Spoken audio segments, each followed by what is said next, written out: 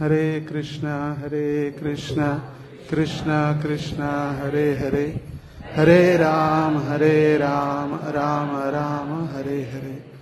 श्री श्री राधा दामोदर की जय। जय राधा माधव कुंज बिहारी,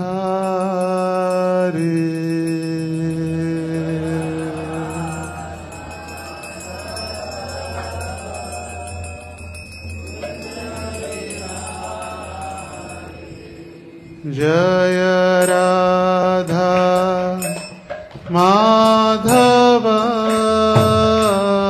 जय कुंज बिहारी, जय राधा माधव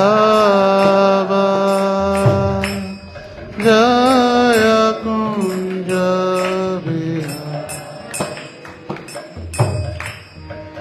जय गोपी जन वल्लभ जय गिरिवरधारी,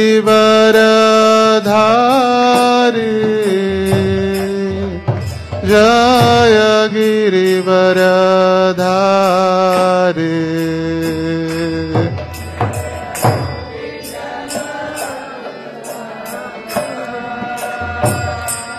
जय गिरिवरधारी,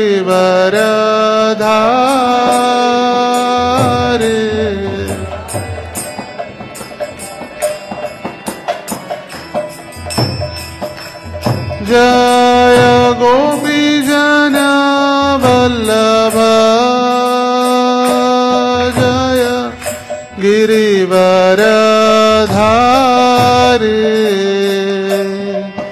जय गिरिवरधारी,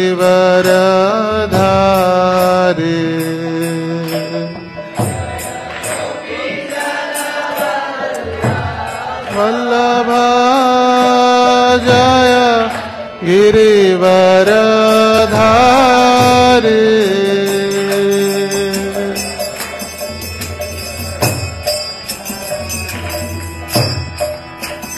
जय यशोदा नंदन जय व्रज जन रंजन, यशोदा नंदन जय व्रज जन, जय यशोदा नंदन जय व्रज जन रंजन, जय यशोदा नंदन जय व्रज जन, जय यमुना तीरावनचारी, जय कुंज बिहारी, जय कुंज बिहारी, यमुना तीरावनचारी, जय कुंज बिहारी, जय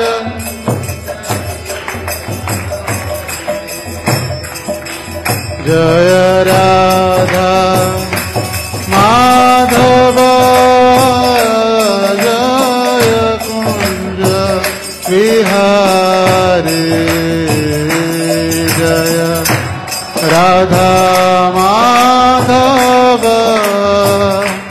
जय कुंज बिहारी, जय राधा माधव जय कुंज बिहारी, जय राधा माधव जय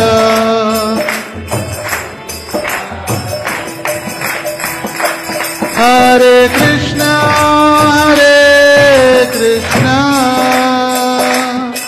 Krishna Krishna, Hare Hare,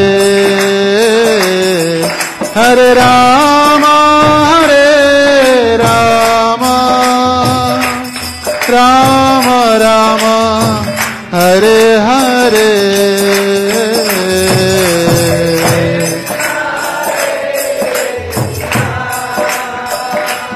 Krishna Krishna, Hare Hare,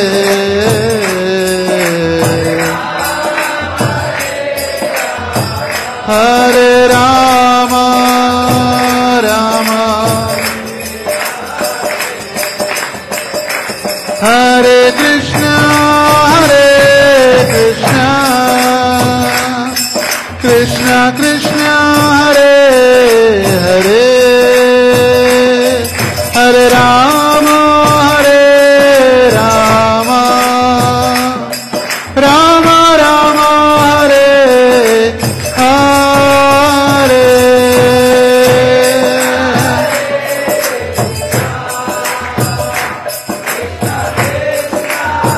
Hare Hare, Hare Rama, Rama.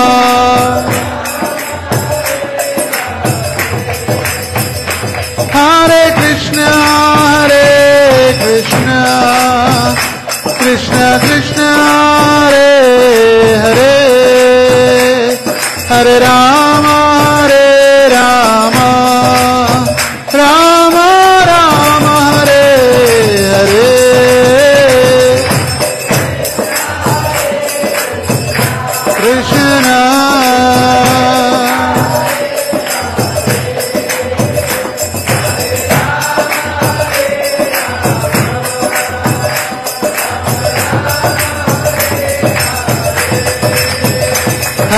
Krishna, Hare Krishna, Krishna Krishna, Hare Hare, Hare Rama, Ram Rama, Hare Hare.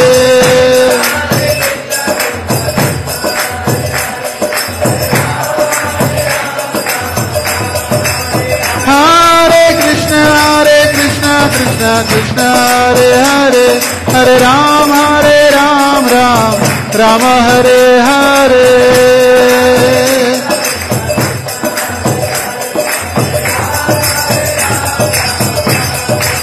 Hare Krishna, Krishna, Hare Hare, Hare Rama, Rama, Hare Hare.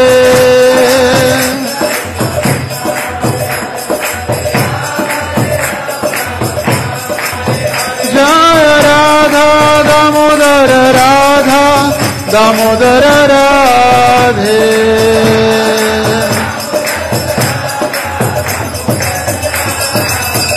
Jaya Radha Gokulananda, Radhe.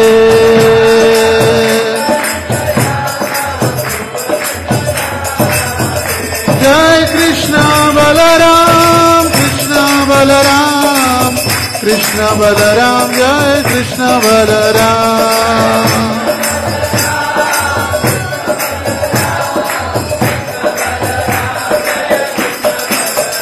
Jai Radhe Sham, Jaya Radhe Shama.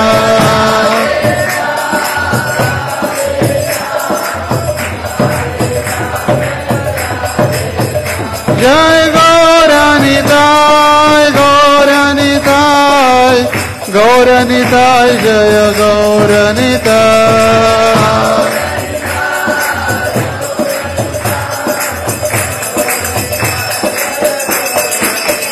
Prabhupada, Jai Prabhupada.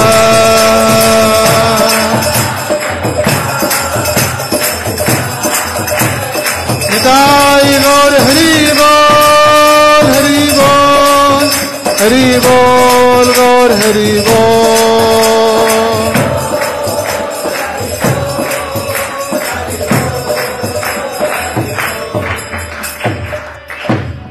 Shri हरिनाम संकीर्तन की जय। श्री श्री राधा दामोदर की जय। श्री श्री गौर निताय की जय। श्रील प्रभुपाद की जय। ग्रंथराज श्रीमद् भागवत महापुराण की जय। समवेत गौर भक्त वृंद की जय। निताय गौर प्रेमानंदे हरे।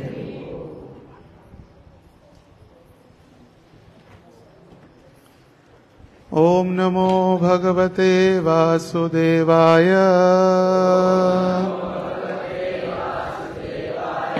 ओम नमो भगवते वासुदेवाय। ओम नमो भगवते वासुदेवाय। नारायणं नमस्कृत्यं नरं चैव नरोत्तमं देवीं सरस्वतीं व्यासं ततो जयम्बुधिरये। नष्टप्रायेषु भद्रेषु नित्यं भागवत सेवया भगवतीरुत्तमश्लोके भक्तिर्भवति नैष्ठिकीम्। कृष्णाय वासुदेवाय देवकी नंदनाय च नंदगोपः कुमाराय गोविंदाय नमो नमः।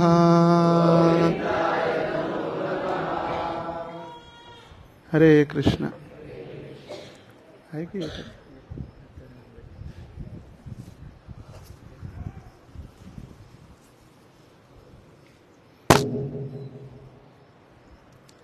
सर्वांचं स्वागत आहे आजच्या या प्रातःकालीन भागवत कक्षेमध्ये।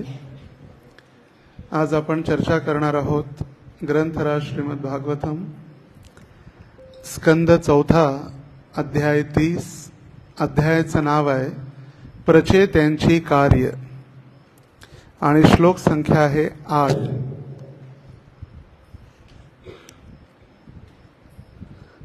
माझ्या मागे म्हणा। श्री भगवानुवाच वरं वृणीध्वं भद्रं वो योऽयं मे नृपनन्दनः सौराधेन पृथग्धर्मा सन्तुष्टोऽहं सौहृदेन वा।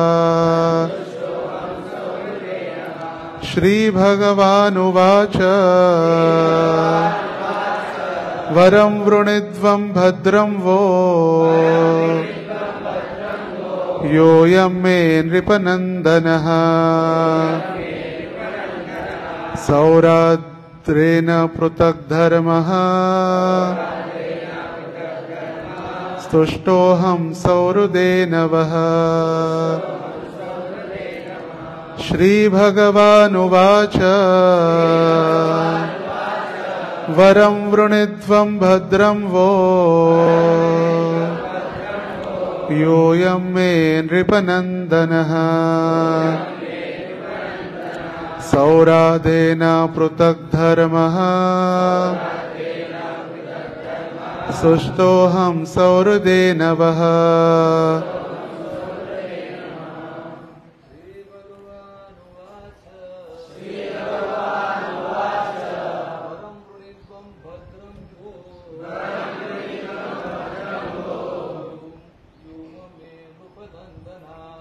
योऽयं मे नृपनन्दनः सौराधेन पृथग्धर्मा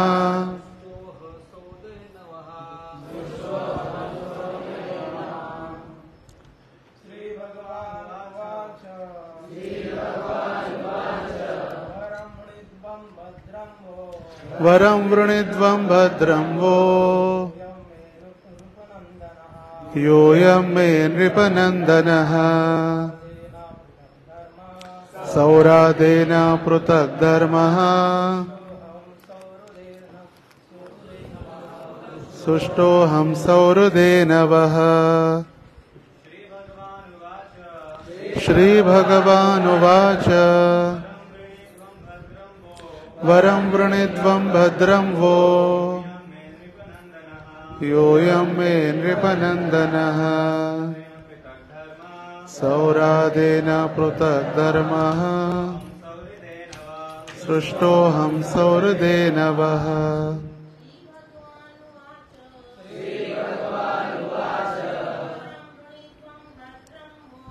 वरं वृणीध्वं भद्रं वो योऽयं मे नृपनन्दनः सौरादेन पृथक् धर्मः सृष्टोऽहं सौहृदेन वः। श्रीभगवानुवाच वरं वृणीध्वं भद्रं वो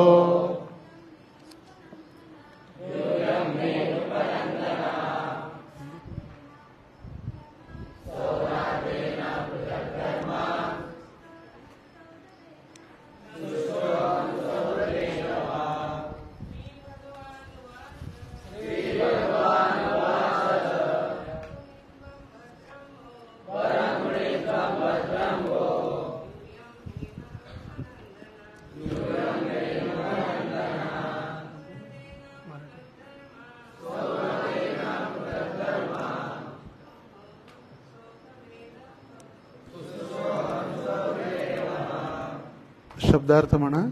श्री भगवान उवाच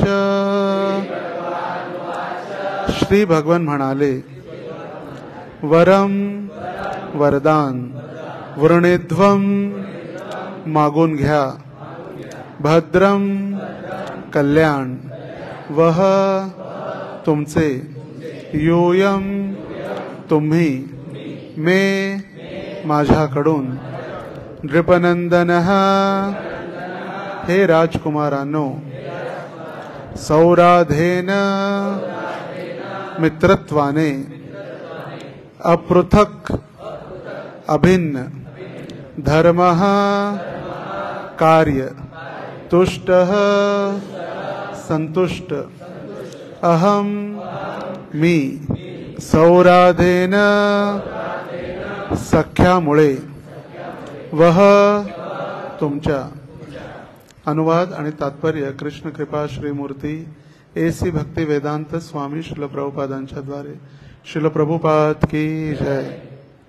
अनुवाद श्री भगवान म्हणाले हे राजकुमारांनो तुम्हा परस्परांमधील मैत्रीपूर्ण संबंधामुळे मी फार संतुष्ट झालो आहे। तुम्ही सर्वजण भक्तिमय सेवा हे एकमेव कार्य करीत आहात। तुमच्यामधील सख्यामुळे म्हणजेच मित्रत्वामुळे मी इतका प्रसन्न झालो आहे की मी तुमचे कल्याण इच्छितो। आता तुम्ही माझ्याकडून वर मागून घ्या। तात्पर्य प्राचीन बर्हीच्या पुत्रांमध्ये कृष्ण भावनेचे आचरण करताना पूर्ण ऐक्य असल्यामुळे भगवंत त्यांच्यावर अतीव संतुष्ट झालेले होते। प्राचीन बर्हीचा प्रत्येक पुत्र म्हणजे स्वतंत्र व्यक्ती होता, परंतु भगवंतांची दिव्य सेवा करताना त्यांच्यामध्ये अढळ ऐक्य होते। भगवंतांच्या संतुष्टी प्रित्यर्थ त्यांची सेवा करण्याचा प्रयत्न करीत असलेल्या जीवांमधील सर्व कार्य सहकार्य हीच वास्तविक एकता होय। भौतिक जगामध्ये ऐसे ऐक्य मुळीच शक्य नाही। लोक जरी औपचारिकपणा म्हणून अथवा सामाजिक दबाव म्हणून एकत्रित झालेले असले तरी त्यांच्या प्रत्येकाचा असा स्वार्थ असतो। उदाहरणार्थ संयुक्त राष्ट्र संघातील प्रत्येक राष्ट्राचा व्यक्तिगत स्वार्थ असतो आणि म्हणून ती राष्ट्रे एकोप्याने राहू शकत नाहीत। या भौतिक जगामध्ये व्यक्तिगत जीवांमधील विभक्ततेची अथवा फाटाफुटीची भावना इतकी प्रबळ आहे की कृष्ण भावनामृत संघातील सदस्य देखील कधी कधी मतभिन्नतेमुळे आणि ऐहिक वस्तूंवरील आसक्तीमुळे विभक्त झाल्यासारखे दिसतात. वस्तुतः कृष्ण भावनेमध्ये दोन मते असू शकत नाहीत. स्वतःच्या पूर्ण क्षमतेनुसार श्रीकृष्णांची सेवा करणे हे प्रत्येक भक्ताचे एकमेव ध्येय असते. सेवेच्या संदर्भात मतभिन्नता असल्यास ती आध्यात्मिक समजण्यात यावी.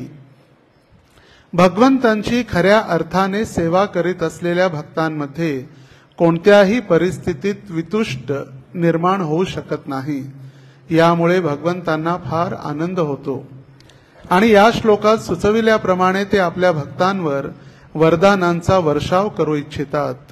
आपण वर्तमान प्रसंगी पाहू शकतो की भगवंत राजा प्राचीन भरीच्या पुत्रांना सर्व प्रकारची वरदाने प्रदान करण्यास त्वरित सिद्ध झाले.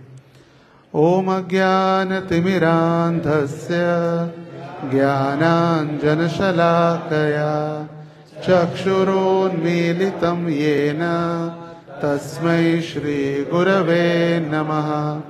श्रीचैतन्यमनोभीष्टं स्थापितं येन भूतले स्वयं रूपः कदा मह्यं ददाति स्वपदान्तिकम्. वन्देऽहं श्रीगुरो श्रीयुतपदकमलं श्रीगुरोन् वैष्णवांश श्रीरूपं साग्रजातं सहगण रघुनाथान्वितं तं सजीवं साद्वैतं सावधूतं परिजनसहितं कृष्णचैतन्यदेवं श्रीराधा कृष्णपादान् सहगण ललिता श्रीविशाखान्वितांश. नमो विष्णुपादाय कृष्णप्रेष्ठाय भूतले श्रीमते भक्तिवेदान्त स्वामिन् इति नामिने. नमस्ते सारस्वते देवे गौरवाणी प्रचारिणे निर्विशेष शून्यवादी पाश्चात्यदेशतारिणे. वाञ्छाकल्पतरुभ्यश्च कृपा सिन्धुभ्यैव च पतितानां पावनेभ्यो वैष्णवेभ्यो नमो नमः. नमो महावदन्याय कृष्णप्रेम प्रदायते कृष्णाय कृष्णचैतन्य नामिने गौरत्विषे नमः. हे कृष्ण करुणा सिन्धो दीनबन्धो जगत्पते गोपेश गोपिकान्त राधाकान्त नमोऽस्तुते. तप्त कांचन गौरांगी राधे वृंदावनेश्वरी वृषभानुसुते देवी प्रणमामि हरिप्रिये. जय श्री कृष्ण चैतन्य प्रभो नित्यानंद श्री अद्वैत गदाधर श्रीवासादि गौरभक्तवृंद. हरे कृष्णा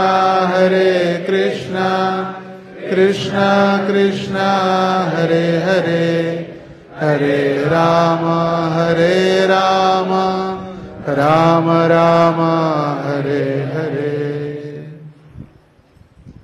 मुखं करोति वाचालं पंगुं लंघायते गिरिं यत्कृपातमहं वन्दे श्रीगुरुं दीनतारिणं परमानन्दमाधवं श्रीचैतन्य ईश्वरं. हरे कृष्ण. पुन्हा एकदा सर्व भक्तांचं आजच्या या रविवारी कार्यक्रमामध्ये हार्दिक स्वागत आहे. आपण आज जो विषय किंवा भागवताचा भाग जो आपण चर्चा करत आहोत हा ग्रंथराज श्रीमद भागवतम, चौथा स्कंद, अध्याय 30. अध्यायाचं नावच आहे प्रचेत्यांचे कार्य आणि श्लोक संख्या आहे 8. ज्या श्लोकामध्ये भगवंत वर्णन करत आहेत, वरम वृणीद्वम भद्रम वो योयम मे नृपनंदनः सौराद्वेन पृथक धर्मो तुष्टोहम सौहृदेन वा. प्रत्येकाला वाटत असतं भगवंतांनी आपल्यावर प्रसन्न व्हावं, आपल्याला वर द्यावा, आशीर्वाद द्यावा, गुरूंनी आशीर्वाद द्यावा, भगवंतांनी आशीर्वाद द्यावा, वरदान प्राप्त व्हावं, प्रत्येकाची इच्छा आहे. आणि म्हणून प्रत्येक जण आपण मंदिरात येतो, बरोबर. आशीर्वाद आणि वरदान जर नको असेल तर कोणीच येत नाही. प्रत्येक जण कोणत्या ना कोणत्या इच्छेने भगवंतांच्या मंदिरामध्ये किंवा भगवंतांच्या विग्रहासमोर प्रार्थना करतो. आता ती प्रार्थना करणारा व्यक्ती, प्रार्थना करणारी, तो प्रार्थनेचा उद्देश तो वेगळा असू शकतो. जसं प्रत्येक जण भगवंतांसमोर उभारल्यानंतर हात जोडून प्रत्येक जण भगवंतांची शुद्ध भक्ती मागत नाही. त्याच्या त्याच्या योग्यतेनुसार तो व्यक्ती भगवंतांकडून स्वतःसाठी काही ना काही मागत असतो. जसं परीक्षा आली की प्रत्येकाला वाटते चांगले मार्क मिळावे, परीक्षेमध्ये प्रश्नपत्रिका सोपी असावी, मी जो अभ्यास केलेला आहे तेच प्रश्न परीक्षेमध्ये यावे, ही प्रार्थना असते विद्यार्थ्याची. जो बिझनेसमॅन असतो त्याची इच्छा असते की माझा व्यापार चांगला व्हावा, भगवंता चांगला व्यापार द्या, चांगला बिझनेस वाढून द्या, चांगलं प्रॉफिट द्या, म्हणजे मी तुम्हाला पण जास्त डोनेशन देतो, तुमच्या पण दान पेटीत मी जास्त पैसे टाकतो. पण जो भगवंतांसमोर उभारलेला व्यापारी आणि मंदिराच्या बाहेर बसलेला भिकारी, दोघांमध्ये काही अंतर नाही. जो भिकारी प्रत्येक व्यक्तीकडून भिक्षा मागत आहे आणि तो व्यापारी भगवंतांजवळ भिक्षा मागतोय, फरक इतकाच आहे. एक बाहेर बसलेला आहे आणि एक आत उभारलेला आहे किंवा आत बसून प्रार्थना करतोय. जर कोणाचं नवयुवक नवयुवती प्रती जर आसक्त झालेला असेल तर तो भगवंतांना प्रार्थना करतो, भगवंता जसं तुम्ही राधाराणीची प्राप्ती केली, मला सुद्धा माझ्या राधाराणीची प्राप्ती करून द्या.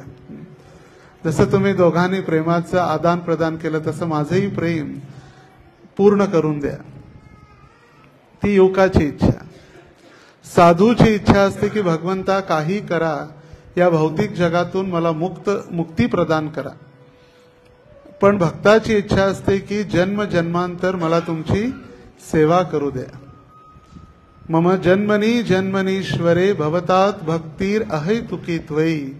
कोणताही हेतू न ठेवता भगवंता मला तुमच्या सेवेमध्ये लावा. 4-5 प्रकार जसे तर किती लिस्ट तयार होईल. तर एक 4-5 मुख्य जे सांगितले. आणि जसं भगवंतांसमोर येऊन रडावं किंवा आपलं हृदय रिकामी करणं आवश्यक आहे, पण आपलं हृदय सुद्धा इतकं कठोर झालेलं आहे की भगवंतांसमोर सुद्धा आल्यानंतर ते वितळत नाही. आणि याचा अर्थ असा नाही की भगवंतांसमोर रडावं म्हणजे दिखावा करावा आणि भगवंतांसमोर भक्तांसमोर रडून आपलं दैन्य प्रदर्शन करावं. आता भगवंतांसमोर पण जो प्रत्येक व्यक्ती रडतो तो भगवंतांच्या भक्तीसाठी नाही रडत. घरी भांडण झाले म्हणून पण रडतो, येऊन घरी नवऱ्याने मारलेला आहे म्हणून रडतो, किंवा माझी पत्नी सोडून गेली म्हणून रडतो. श्री श्री राधा दामोदर की जय. माझी प्रेयसी मला सोडून गेली म्हणून रडतो. प्रत्येक जण भगवंतांच्या प्राप्तीसाठी रडत नाही, पण भगवंतांचे जे भक्त आहेत ते भगवंतांसमोर त्यांचं हृदय दुःख व्यक्त करतात. कशासाठी? भगवंत हे जितकीही आसक्ती वाढलेली आहे ती आसक्ती नष्ट करून तुमच्या चरणी मला सेवेची पुन्हा संधी द्या यासाठी. आणि ते रडू येण्यासाठी पण भगवंतांकडे प्रार्थना करावी लागते. भगवंत, माझं हृदय जे इतकं कठोर झालेलं आहे, मला रडण्याची सुद्धा शक्ती द्या. कधी इच्छा केली रडणं सोपं आहे का भगवंतांसमोर? असंभव. जसं एखादं पुष्प आहे, फूल, ते फूल एक आहे, पण त्या फुलाची इच्छा व्यक्त करणारे किंवा फुलाचा उपयोग करणाऱ्याची प्रत्येक व्यक्तीची मानसिकता वेगळी वेगळी आहे. तेच गुलाबचं फूल भगवंतांचा भक्त, भगवंतांच्या चरणामध्ये ते किती सुंदर दिसेल अशी भावना आहे. तेच गुलाबचं फूल एक पती आपल्या पत्नीसाठी, एक प्रियकर आपल्या प्रेयसीसाठी, तेच फूल एखाद्या मृत शरीरावरती, आणि तेच फूल कुणाच्या गार्डनमध्ये शोभा वाढवण्यासाठी असतं. जर सांगितलं जातं भौतिक जगामध्ये की जर कुणी त्या फुलाचं तोडलं, गुलाबचं फूल जर तोडलं, तर याचा अर्थ आहे म्हणे की त्याच्यावर प्रेम नाहीये, त्याचा फक्त आपण उपयोग करतो म्हणून तोडतो. जर प्रेम असेल तर त्या गुलाबाची आपण काळजी घेणार, त्याला आपण पाणी देणार. हे भौतिक जगाचे तर्कवितर्क आहेत. पण खरं त्या फुलाचं स्थान आहे भगवंतांच्या चरणी. ईशावास्यमिदं सर्वं यत्किंचम जगत्याम जगत. जेही या जगामध्ये सृष्टीमध्ये उत्पन्न झालेलं आहे ते भगवंतांच्या सेवेसाठी आहे. आणि म्हणून प्रभुपादांना प्रश्न विचारला गेला, प्रभुपाद, स्वामीजी, या फुलांचं भविष्य काय जे तुमच्या चरणामध्ये आहेत किंवा भगवंतांच्या सेवेमध्ये आहेत? प्रभुपाद म्हणाले, यांचं जे झाड आहे, त्या फुलाचं झाड पुढच्या जन्मी काय होईल? त्याला मनुष्य शरीर प्राप्त होईल आणि तो भगवंतांचा भक्त बनेल. म्हणजे जी फुलं सुद्धा दिसतात ती साधारण नाही आहेत. ही भगवंतांच्या किंवा प्रभुपादांच्या गळ्यामध्ये जी राहिली 24 तास किंवा कमीत कमी 12 तास जरी राहिली भगवंतांच्या सेवेसाठी, त्यांचंही भाग्य. आपण तितके जवळ जाऊ शकत नाही. मनुष्य जरी असले तरी आपण भगवंतांना स्पर्श करू शकतो, पण 12 तास भगवंतांच्या जवळ राहू शकत नाही. 12 मिनिटं झाली की लवकर जायची गडबड असते. दर्शन घेण्यामध्ये 12 मिनिटं सुद्धा भरपूर वेळ, 12 मिनिटं सुद्धा भरपूर वेळ आहे. पण 12 तास हे पुष्प भगवंतांच्या चरणी पार सकाळी दर्शन आरतीपासून संध्याकाळी शयनपर्यंत, सकाळी 7:30 ते रात्री 8:30, 13 तास. आहे का कुणाचं सौभाग्य भगवंतांच्या जवळ? आणि म्हणून प्रभुपाद म्हणाले की त्यांना पुढचा जन्म जो आहे मनुष्याचा आहे.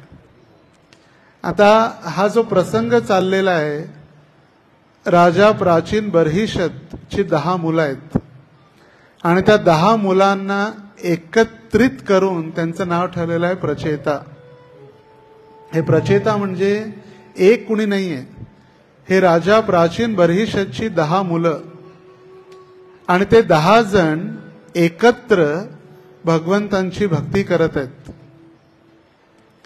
सर्वप्रथम जन्म झाल्यानंतर ज्यावेळी कोणतंही कार्य करावं लागतं, ते कार्य करण्या अगोदर तपस्या करण्यासाठी सांगितलेली आहे.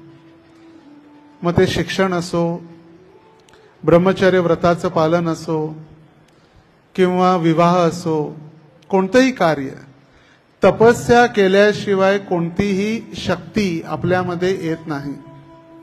असं मंगल आरतीला उठणं ही तपस्या आहे. दररोज इच्छा नसते वेळी सुद्धा पावसाचं, थंडीमध्ये, उन्हाळ्यामध्ये कॉलेजला जाणं, शाळेला जाणं ही तपस्या आहे. आवडत नाही लहान मुलांना दररोज शाळेत जाणं. त्यांना वाटतं की शाळा चुकून खेळलेलं चांगलं आहे, पण जावं लागतं, ही तपस्या आहे. आणि जर शाळेत नाही गेले तर तोपर्यंत त्यांना काहीच कळणार नाही. मग फक्त वय वाढत जाणार आणि बुद्धीचा विकास होणार नाही. नको असताना देखील करावं लागतं. आता हे 4 नियमांचं पालन करणं कुणाला आवडतं? आवडते कुणाला? हे खाऊ नका, ते खाऊ नका, रस्त्यावर खाऊ नका, कांदा खाऊ नका, लसूण खाऊ, इतकी मोठी लिस्ट दिलेली आहे. प्रत्येकाला वाटते की किती बाहेरच्या जगामध्ये आनंद आहे. ही पण एक मोठी तपस्या आहे. अधिकाऱ्यांच्या, गुरूंच्या, वैष्णवांच्या अधीन राहून सेवा करणं ही पण एक मोठी तपस्या आहे. कारण स्वतःचा जो अहंकार आहे, मिथ्या अहंकार, तो कोणासमोर वाकू देत नाही. मी हे मला सांगतात, कधीच ते वाकू देत नाही. मिथ्या अहंकार ती पण एक मोठी तपस्या आहे. खरी स्वतंत्रता आपण स्वातंत्र्यामध्ये नाहीये, आपण भक्तांच्या आणि भगवंतांच्या अधीन असतो, ती खरी स्वतंत्रता आहे. किंवा भक्तांच्या अधीन असणं, भक्तांच्या पारतंत्र्यात असणं, ती खरी स्वतंत्रता आहे. कधी कधी मी विचार करतो, जे ब्रिटिश राजे किंवा व्हॉइस रॉय किंवा ब्रिटनची राणी जेव्हा भारतामध्ये राज्य करायचे, चांगलं होतं. ही ब्युरोक्रेसी जी आहे, लोकशाही, प्रभुपाद म्हणायचे, क्षमा करा, डेमोक्रेसी, ही डेमोक्रेसी म्हणजे डेमन्स क्रेझी म्हणायचे प्रभुपाद. हे सगळे पागल आहेत. आज कोणत्याही नेत्याला तुम्ही जर मतदान करत असाल, गॅरंटी नाही तो उद्या कुणाच्या पक्षामध्ये आहे, काहीच गॅरंटी नाही. कधी कधी राजेशाही किंवा ब्युरोक्रेसी चांगली असायची. एक नियम, संपूर्ण देशाला, संपूर्ण कुटुंबाला, संपूर्ण राज्याला एक नियम, आणि ती अधीनता असते, तेव्हाच व्यक्ती प्रगती करू शकतो. नंतर आजकाल किती चांगला राजा असला तरी जोपर्यंत आपलं स्वार्थ जमत नाही तोपर्यंत कुणीही आपलं मत देत नाही. दक्षिण भारतामध्ये मी पाहत होतो, इलेक्शनच्या अगोदर प्रत्येकानं एक एक दारूची बाटली, कोंबडी, पैसे वाटत होते सगळ्यांना, का आम्हाला मतदान करा. त्या मूक प्राण्याचा जीव घेणारे हे नेते कशाला, एक मतासाठी त्या प्रत्येक कोंबडींनी त्याची हत्या करायची आणि त्याच्या नावाने बली चढायची, आणि हे राजे होणार असे. आता नेता या शब्दाचा अर्थच आहे, नेता म्हणजे जे नेत्रांनी आपल्या आश्रितांचं जो दुःख पाहतो त्याला म्हटलेलं आहे नेता. नेत्र आणि नेत्रापासून हा नेता शब्द तयार झालेला आहे. जो आपल्यावरती आश्रित नागरिक आहेत त्यांचं दुःख मिटवणारा नेता. कधी येतात का दुःख मिटवायसाठी? कधीच नाही. इलेक्शनच्या अगोदर सगळ्यांची आठवण असते, इलेक्शन झाल्यानंतर कुणी भेटायला सुद्धा येत नाही. आणि म्हणून राजेशाही पद्धती कधी चांगली होती. ब्युरोक्रेसी, राजांनी सांगितलेला एक नियम, एक देश. पण आता हे स्वातंत्र्याच्या नंतर जे तथाकथित राजे झाले, असे राजे, शेवटचे राजा आणि शेवटचे ऋषी, राज ऋषी म्हणजे छत्रपती शिवाजी महाराज होते. त्याच्यानंतर असाही एकही राजा झाला नाही. ते राजा पण होते आणि ऋषी होते, भक्त होते, संत सुद्धा होते. त्यांना आध्यात्मिकतेविषयी जाणीव होते. अध्यात्म म्हणजे काय, भगवंत म्हणजे काय, आणि भगवंतांची भक्ती म्हणजे काय. संत श्रेष्ठ तुकाराम, संत रामदास हे त्यांचे गुरुजन होते, आणि अशा गुरुजनांकडून ते आध्यात्मिक मार्गदर्शन सुद्धा घ्यायचे. तर हे जे 10 मुलं आहेत प्राचीन बर्हिषतचे प्रचेता, यांनी तपस्या करून शिवजींना प्रसन्न केलं, आणि शिवजींनी त्यांना प्रार्थना सांगितली. त्या प्रार्थनेद्वारे आता त्यांनी भगवान नारायणांना प्रसन्न केलेलं आहे. आणि या श्लोकामध्ये भगवंत प्रकट झालेले आहेत. श्री भगवान उवाच, भगवंत म्हणत आहेत, मी प्रसन्न झालेलो आहे. वरम वृणीद्वम भद्रम वो, हे राजाच्या पुत्रांनो वर मागा. तुमच्या एकत्रित कोऑपरेशन किंवा सहकार्य भावनेला मी इतका प्रसन्न झालेलो आहे. तुष्टोहम, या ठिकाणी 3 वेळा भगवंत म्हणत आहेत मी प्रसन्न आहे. सौरादेन, सौरद म्हणजे मी प्रसन्न आहे. संतुष्ट, मी प्रसन्न आहे. सौहृदेन, मी प्रसन्न आहे. 3 वेळा हृदयापासून भगवंत वरदान द्यायसाठी प्रसन्न झालेले आहेत. 3 वेळा. आता फरक बघा किती आहे. या ठिकाणी हे प्रचेता सगळेजण एकत्रित येऊन भगवंतांची प्राप्ती केली किंवा भगवंतांची भक्ती केली म्हणून प्रसन्न आहेत, तपस्येने नाही. ते सगळे 10 जण जरी असले, प्रभुपाद लिहितात तात्पर्यामध्ये, प्रत्येक व्यक्ती, प्रत्येक स्वतंत्र जीव आहे, पण तो जरी स्वतंत्र असला तरी प्रत्येक जण 10 जण एकत्रित येऊन त्यांचा एक उद्देश काय होता? भगवंतांची प्राप्ती किंवा भगवंतांची भक्ती. आता 10 जण वेगळे वेगळे होते. प्रभूजी योग निद्रेमध्ये गेले. टेकून बसू नका, सरळ बसा समोर. आणि 10 जण प्रत्येक जण जरी वेगळा वेगळा जरी असला तो वेगळा वेगळा तपस्या करायला जाऊ शकला असता. एकटा तुळजापूर, एकटा पंढरपूर, एकटा अक्कलकोट, गाणगापूर सगळे गेले असते वेगळे वेगळे. नाही, ते एकत्र राहिले. प्रेम भावनेनं ते एकत्र राहून त्यांनी भगवंतांची भक्ती केली म्हणून भगवंत प्रसन्न आहेत.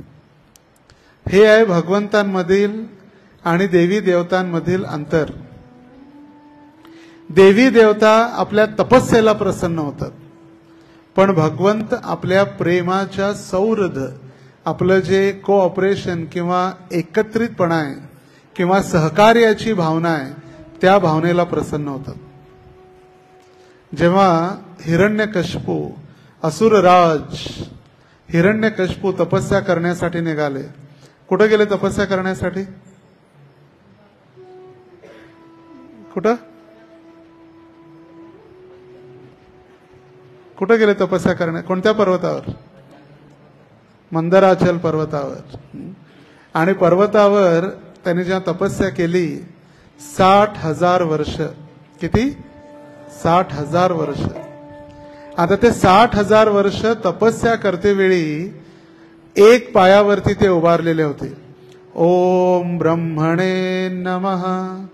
ब्रह्मदेवांची तपस्या करण्यासाठी एक पाय जमिनीवर, एक पाय मांडीवर आणि दोन्ही हात वर. तपस्या किती? 60,000 वर्ष. 6 मिनिटं नाही. आणि ती तपस्या करते वेळी इतकी तपस्या केली की तपस्या करून करून करून ते शरीर पूर्णपणे मुंग्यांनी आणि किड्यांनी खाऊन टाकलं. पूर्ण शरीरावरचं मांस नष्ट झालेलं होतं. हाडांचा फक्त सांगाडा, स्केलेटन राहिलेला होता, पण प्राण त्या हाडांमध्ये राहिलेले होते. आज आपले प्राण आहेत खाण्यामध्ये. अन्नमय कोश आहे आपला, अन्नमय कोश. जर आपण खाल्लं नाही तर आपण जगणार नाही, मरून जाणार. पण त्यावेळी हाडांमध्ये तो जीव राहिलेला होता. आत्मा हाडांमध्ये सुद्धा टिकून राहिलेली होती. जे वेगळे वेगळे कोश आहेत, अन्नमय कोश, ज्ञानमय कोश, आनंदमय कोश. त्यावेळी ते खाण्यापिण्याचं काही चिंता राहत नाही. भक्तीचा आनंद इतका प्राप्त होतो की भगवंतांची भक्तीच सर्व काही आहे. मग भेटलं नाही भेटलं काही चिंता नाही.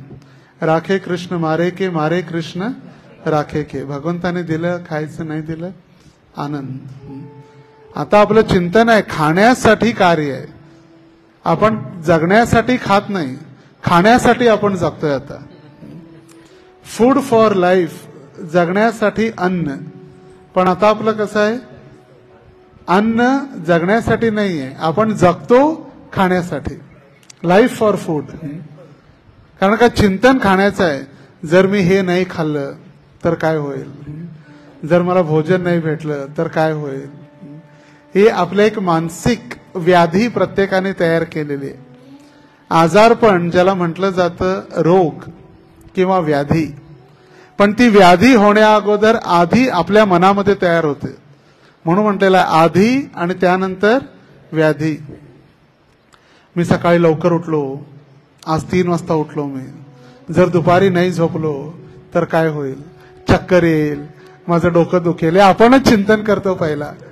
आणि त्यामुळे ती व्याधी हळूहळू हळू प्रकट होऊ लागते. आधी आणि व्याधी. जसं अस्त्र आणि शस्त्र 2 नाव आहेत. अस्त्र म्हणजे आध्यात्मिक शक्तीवरती तयार केले जाणारे, मंत्रोच्चारणाद्वारे तयार केले जाणारी अस्त्र. आणि शस्त्र म्हणजे गदा, शंख, चक्र जे आहेत त्याला म्हटलेलं आहे शस्त्र. तसं आधी आणि व्याधी. तर आधी मनापासून चालू होते, मग नंतर व्याधी प्रकट होते शरीरामध्ये. तर या सौरादेने इतक्या प्रेमाने यांनी भक्ती केली, एकत्रित राहून 10 जणांनी सहकार्याच्या भावनेने, आणि म्हणून भगवंत प्रसन्न झाले. आता या हिरण्यकश्यपूची तपस्या संपूर्ण त्या हाडाच्या सांगाड्यावरती एक लेयर तयार झालेला होता, वारुळ.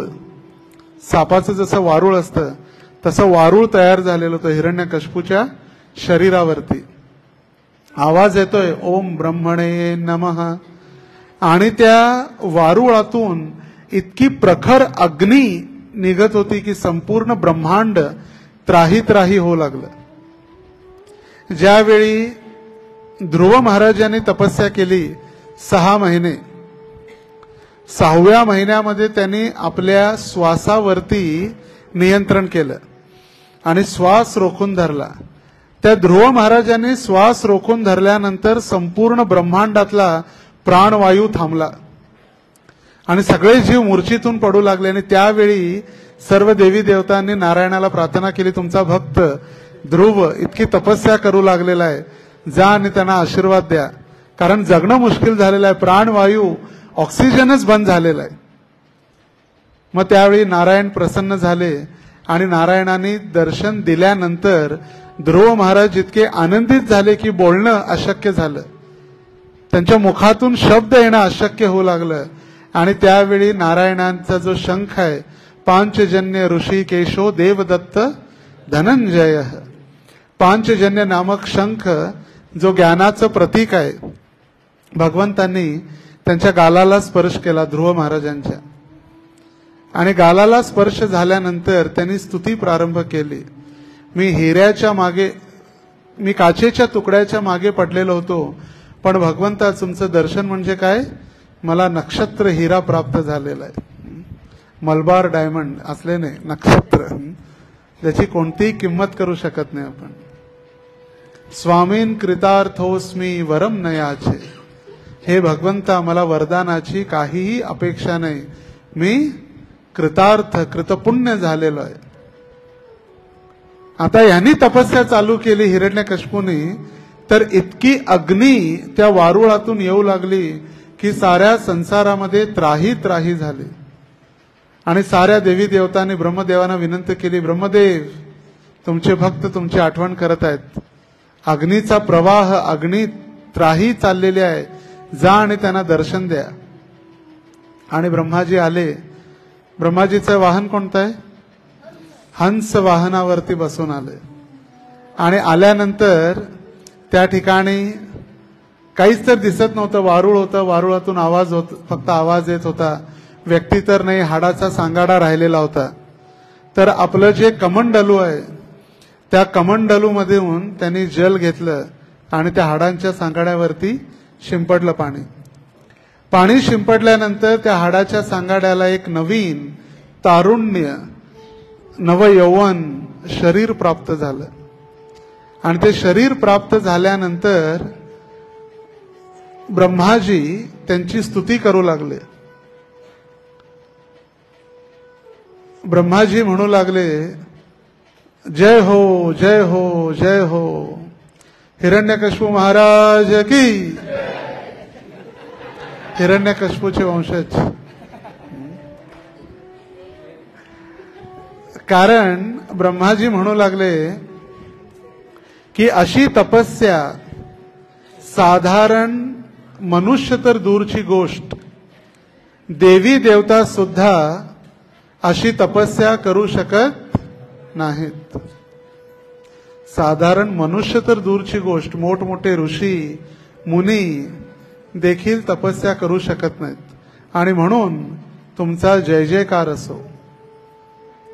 आता त्यांच्या तपस्येसाठी बघा, भगवंत आणि देवी देवतांमधील अंतर आहे. देवी देवता प्रसन्न होतील, आपल्याला जे पाहिजे ते देतील, पण भगवंत आपल्याला जे आवश्यक आहे तेच देतात, जे आवडतं ते देत नाहीत. आपल्याला भरपूर काय काय आवडतं, पण भगवंत सगळंच देत नाहीत. आणि म्हणून मी सांगत असतो, तिथे दर्शनासाठी थांबवा, नंतर प्रवचनानंतर दर्शन. आणि म्हणून मी दरवेळी सांगत असतो, आपण भगवंतांना अशी प्रार्थना करा की भगवंता तुम्हाला माहित आहे मला कशाची आवश्यकता आहे. तुम्ही माझ्यासाठी जे आवश्यक आहे तितकंच द्या बस. तुम्हाला सांगायची आवश्यकता नाही की मला काय पाहिजे. माझी बुद्धी, माझी योग्यता, माझं मन, माझं हृदय सगळं तुम्हाला माहित आहे. कारण तुम्हीच तर माझ्या हृदयामध्ये बसलेले आहे. प्रत्येकाच्या हृदयामध्ये भगवंत आहे. त्यांना माहित आहे आपल्याला काय पाहिजे. आपण मंदिरात काय येतोय भगवंतांना माहित आहे. कुणासाठी येतो, की भगवंतांसाठी येतो, की आपली एक व्यक्तिगत इच्छेने येतो. त्यावेळी भगवंतांना एकच सांगा, भगवंता जे माझ्यासाठी आवश्यक आहे तेच द्या बस. मला जे आवडतंय त्याची आवश्यकता नाही. जसं एखादा विद्यार्थी, एक लहान मुलगा जर पान टपरी, पान शॉप किंवा सिगारेट शॉप मध्ये जर गेला आणि 10 रुपये देऊन त्याने सिगारेट मागितलं तर देणार की नाही दुकानदार. तो विकायसाठीच बसलाय. 10 रुपये त्याला पैसे भेटले. तो लहान आहे मोठा आहे त्याला त्याचं काही देणं घेणं नाही. तो पैसे कमवण्यासाठी बसलेला असल्यामुळे त्याला पैसे दिले तो सिगरेट देणार. पण तेच सिगरेट जर आपण आपल्या वडिलांजवळ त्या लहान मुलाने मागितलं तर सिगरेट भेटणार का. सिगरेटच्या ऐवजी त्याच्या कानाखाली महाप्रसाद भेटणार. त्याच पद्धतीनं भगवंतांकडे जेव्हा आपण मागतो भगवंत देत नाहीत याचा अर्थ नाही की ते जागृत देवस्थान नाहीये. आजकाल तथाकथित जगामध्ये चाललेलं आहे ज्या इच्छा आपण मागतो आणि त्या लगेच पूर्ण होतात. जागृत देवस्थान प्रसन्न होतात. हे जागृत देवस्थान आहे, जागृत देवस्थान आहे म्हणजे भगवंत निर्जीव आहेत. भगवंत आम्हाला देत नाही त्याचा अर्थ काय भगवंत निर्जीव आहेत नाही. भगवंत दयाळू आहेत. त्यांना माहित आहे या व्यक्तीला काय कशाची आवश्यकता आहे आणि त्यामुळे ते देत नाहीत. प्रभुपाद भगवद्गीतेच्या एका तात्पर्यात लिहितात, जेव्हा एखादा व्यक्ती सरकारने दिलेले नियम तोडण्याचा प्रयत्न करतो, जसं माननीय पंतप्रधानांनी सांगितलं जीएसटी जो आहे टॅक्स, तो टॅक्स वाचवण्यासाठी सर्वसामान्य जीव काय करतात, हो बिल देऊ नका, कच्चं बिल द्या चालतंय. ओरिजिनल बिल घेतलं तर 18% टॅक्स लागतो, नको नको कच्च्या कागदावर लिहून द्या चालतंय. हो बिल करू नका, हे कॅश मध्ये घ्या, कॅश मध्ये घ्या. ऑनलाईन केलं तर काय होईल, टॅक्स लागेल, कॅश मध्ये द्या. किंवा हे जे नियम तोडण्यासाठी जे मंत्री किंवा जे दुकानदार किंवा जे ऑफिसर लोक आहेत त्यांच्याजवळ आपण जाऊन कॅश देतो आपला टॅक्स वाचवण्यासाठी, किंवा आपल्याला काहीतरी फायदा होतो यासाठी आपण त्या मंत्र्यांजवळ किंवा ऑफिसर जवळ किंवा त्या दुकानदारांजवळ जातो आणि पंतप्रधानांचा आपण आदेशांचं उल्लंघन करतो. त्याच पद्धतीनं भगवंतांची जर उपमा किंवा जर उदाहरणासाठी, भगवंतांना आपण पंतप्रधान बनवू शकत नाही, पण जर भगवंत पंतप्रधान असतील आणि जर त्यांनी जे नियम दिलेले आहेत ते नियम चुकवण्यासाठी आपण देवी देवतांजवळ जातो. हे 5 नारळ घ्या, मला मुलगी पटवून द्या. हे 1 किलो पेढे घ्या, मला चांगले मार्क द्या. आपण भगवंतांनी दिलेले नियम तोडण्यासाठी देवी देवतांजवळ जातो आणि देवी देवता लगेच प्रसन्न होतात, आपल्याला जे प्राप्त होतं आणि मग ते सगळे जागृत देवस्थान म्हणून प्रसिद्ध होतात. नियम नको आहेत कुणाला ना, कितके धाम आहेत, वेगवेगळे तीर्थस्थान आहेत. कोणी जा, काही करा, प्रणाम करा, आंघोळ करा, आंघोळ झाल्यानंतर जप करा, नंतर रात्री मटण खा, मासे खा, काही खा, गळ्यातली माळ काढून कुंटीला लटकवा आणि आंघोळ केल्यानंतर सकाळी पचल्यानंतर पुन्हा माळ घाला. कंठी माळ नाही, खुंटी माळ, खुंटीला अडकवण्यासाठी.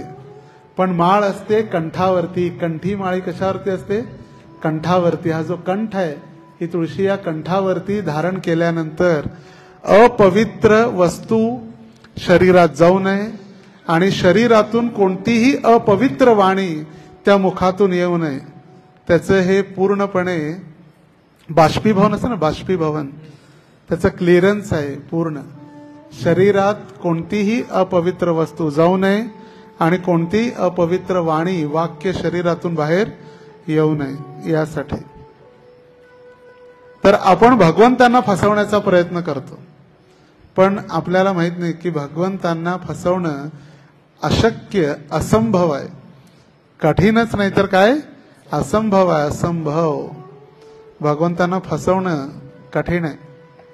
आणि त्यामुळे आपण देवी देवतांजवळ जाऊन काहीतरी उपचार, पूजा, पाठ, शांती करतो, पण आपण भगवंतांजवळ जोपर्यंत येत नाही तोपर्यंत आपल्या जीवनामध्ये कधीही शांती येणार नाही.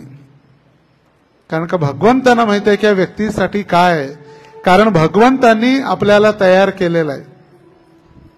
जसे एखादा व्यक्ती किंवा हा मोबाईल जो आहे ज्या कंपनीने तयार केलेला आहे त्याला माहित आहे की त्याच्यामधले डिटेल्स काय आहेत, किती व्होल्टेज आहे, किती त्याच्यामध्ये किती अँपियरचं कनेक्शन आहे, किती त्याच्यामध्ये स्टोरेज कॅपॅसिटी आहे, त्याच्यामध्ये किती हार्ड डिस्क कॅपॅसिटी आहे, ते सगळं कंपनीला माहित आहे.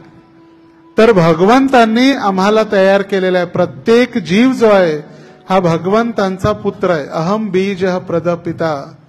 84 लाख योनीचे पिता भगवंत आहेत आणि त्यांना माहित आहे की आपल्यासाठी काय योग्य आहे.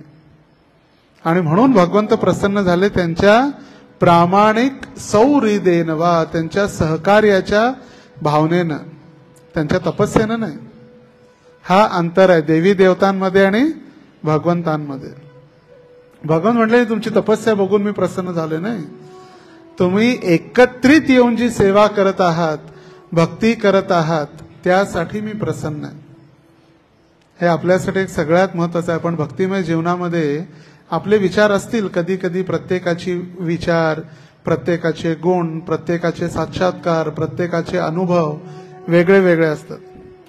पण त्या सगळ्यांचा एक केंद्रबिंदू असणं आवश्यक आहे, ती म्हणजे कृष्ण भावना, भगवंतांची सेवा.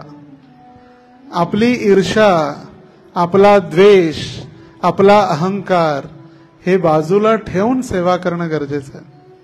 तेव्हा भगवंत प्रसन्न होते. प्रभुपाद उदाहरणात लिहित आहेत, संयुक्त राष्ट्र संघ, युनायटेड नेशन्स ऑफ ऑर्गनायझेशन.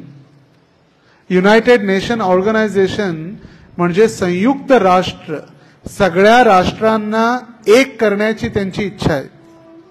जसं वैदिक सभ्यतेमध्ये चक्रवर्ती सम्राट म्हटलं जायचं, संपूर्ण पृथ्वीचा एक राजा, चक्रवर्ती सम्राट. जसे युधिष्ठिर महाराज होते संपूर्ण पृथ्वीचे राजा, भरत महाराज चक्रवर्ती सम्राट. तर हे यांची इच्छा आहे की पृथ्वीवरती जितकेही देश आहेत त्यांना एकत्र करण्याचं. पण प्रभुपाद म्हणायचे, जेव्हा मी अमेरिकेत या ऑफिसच्या समोरून जातो, UNOच्या समोरून, दरवेळी एक नवीन झेंडा वाढलेला असतो. म्हणजे तितके देश वाढत चाललेले आहेत. मी जून महिन्याच्या सुरुवातीला पहिल्या आठवड्यात युरोपमध्ये होतो. युरोपमध्ये, त्या युरोपमध्ये जितके आपले जिल्हे किंवा राज्य आहेत तितके देश आहेत. मी 7 दिवस 7 देशामध्ये होतो. दररोज 7 दिवस 7 देश दररोज. जसं मी काल जसं नागपूरहून निघालो काल दुपारी, आज सकाळी लातूर, लातूरहून मग गाडीने सोलापूर. त्याच पद्धतीनं हा महाराष्ट्रातील काही जिल्हे आपण बदलले. काल दुपारी 3 ते पहाटे 5 पर्यंत वेळ लागली लातूर, 5 ते 7 2 तास सोलापूर. त्याच पद्धतीनं तिथं दररोज 9-9 तास, सकाळी 10 ते रात्री 8 किंवा 7 तास 8 तास प्रवास करून गाडीतूनच देश बदलायचे. नेदरलँड, जर्मनी, बेल्जियम, फ्रान्स असे देश बदलायचे. जितके आपले जिल्हे आहेत तितके तिथं देश आहेत. आणि प्रत्येक देशासाठी प्रत्येक वेगळा विजा आहे. प्रत्येक देशासाठी प्रत्येक वेगळा विजा आहे. स्वित्झर्लंड वेगळं, फ्रान्स वेगळं, जर्मनी वेगळं, नेदरलँड्स वेगळं, हॉलंड तो प्रदेश वेगळा, असे प्रत्येक देश. तर कुठे एकत्र होणार आहे? कारण का एकत्रित यायची भावनाच नाही. आता महाराष्ट्रामध्ये सुद्धा विभागणी होईल भविष्यामध्ये. सोलापूर जिल्ह्याची सुद्धा विभागणी आहे.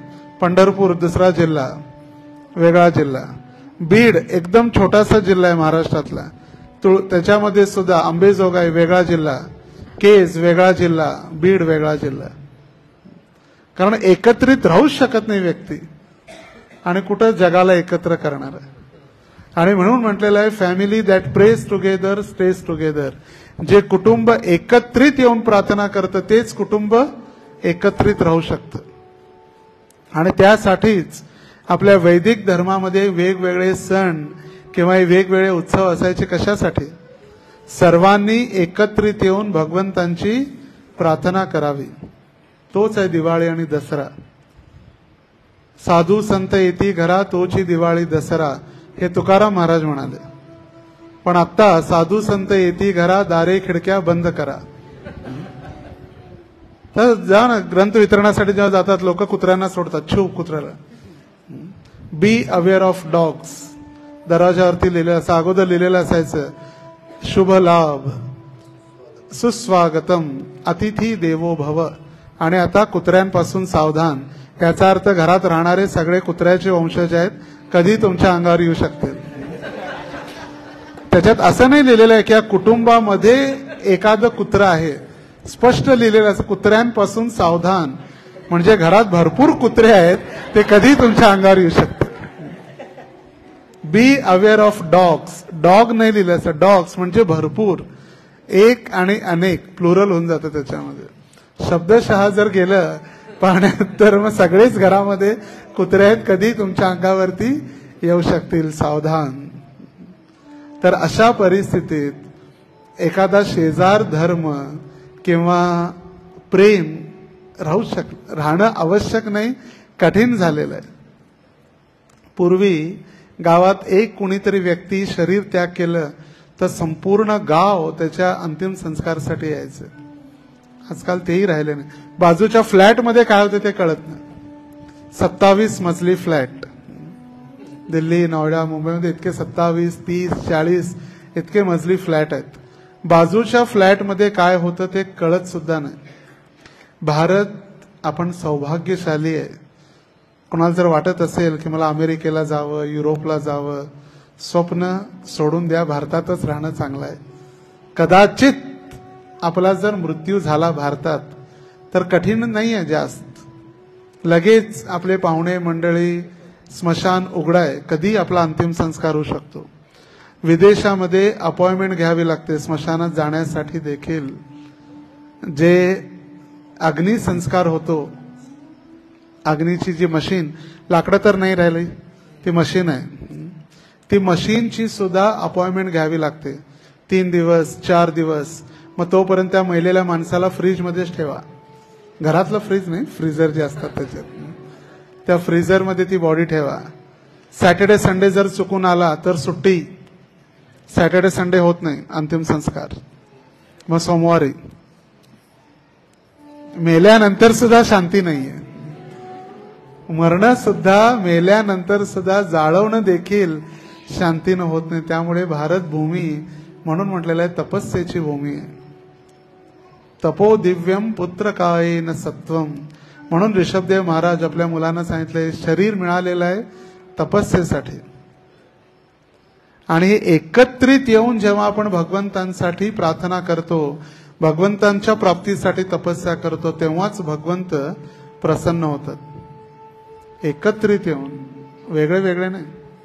मला काय भक्तांची गरज आहे, मी अधिकारी आहे, मला कुणाची आवश्यकता नाही आहे. मी मोठा प्रचारक आहे, मला कुणाची आवश्यकता आहे. मी मोठा ब्रह्मचारी आहे, मला कुणाची आवश्यकता आहे. मी मोठा संन्यासी आहे, मला कुणाची आवश्यकता आहे. नाही, प्रत्येकाला आवश्यकता आहे भक्तांची आणि त्या प्रेमाची. आणि म्हणून प्रत्येक वेळी सांगितलं जातं, जो म्हणतो मी आणि भगवंत यांच्यामध्ये कुणीही नाही, तो मग कनिष्ठ अधिकारी आहे, 3rd क्लास कॅटेगरी. मी आणि माझे भगवंत, बस, बाकी कुणाची किंमत नाही. कनिष्ठ अधिकारी 3rd क्लास.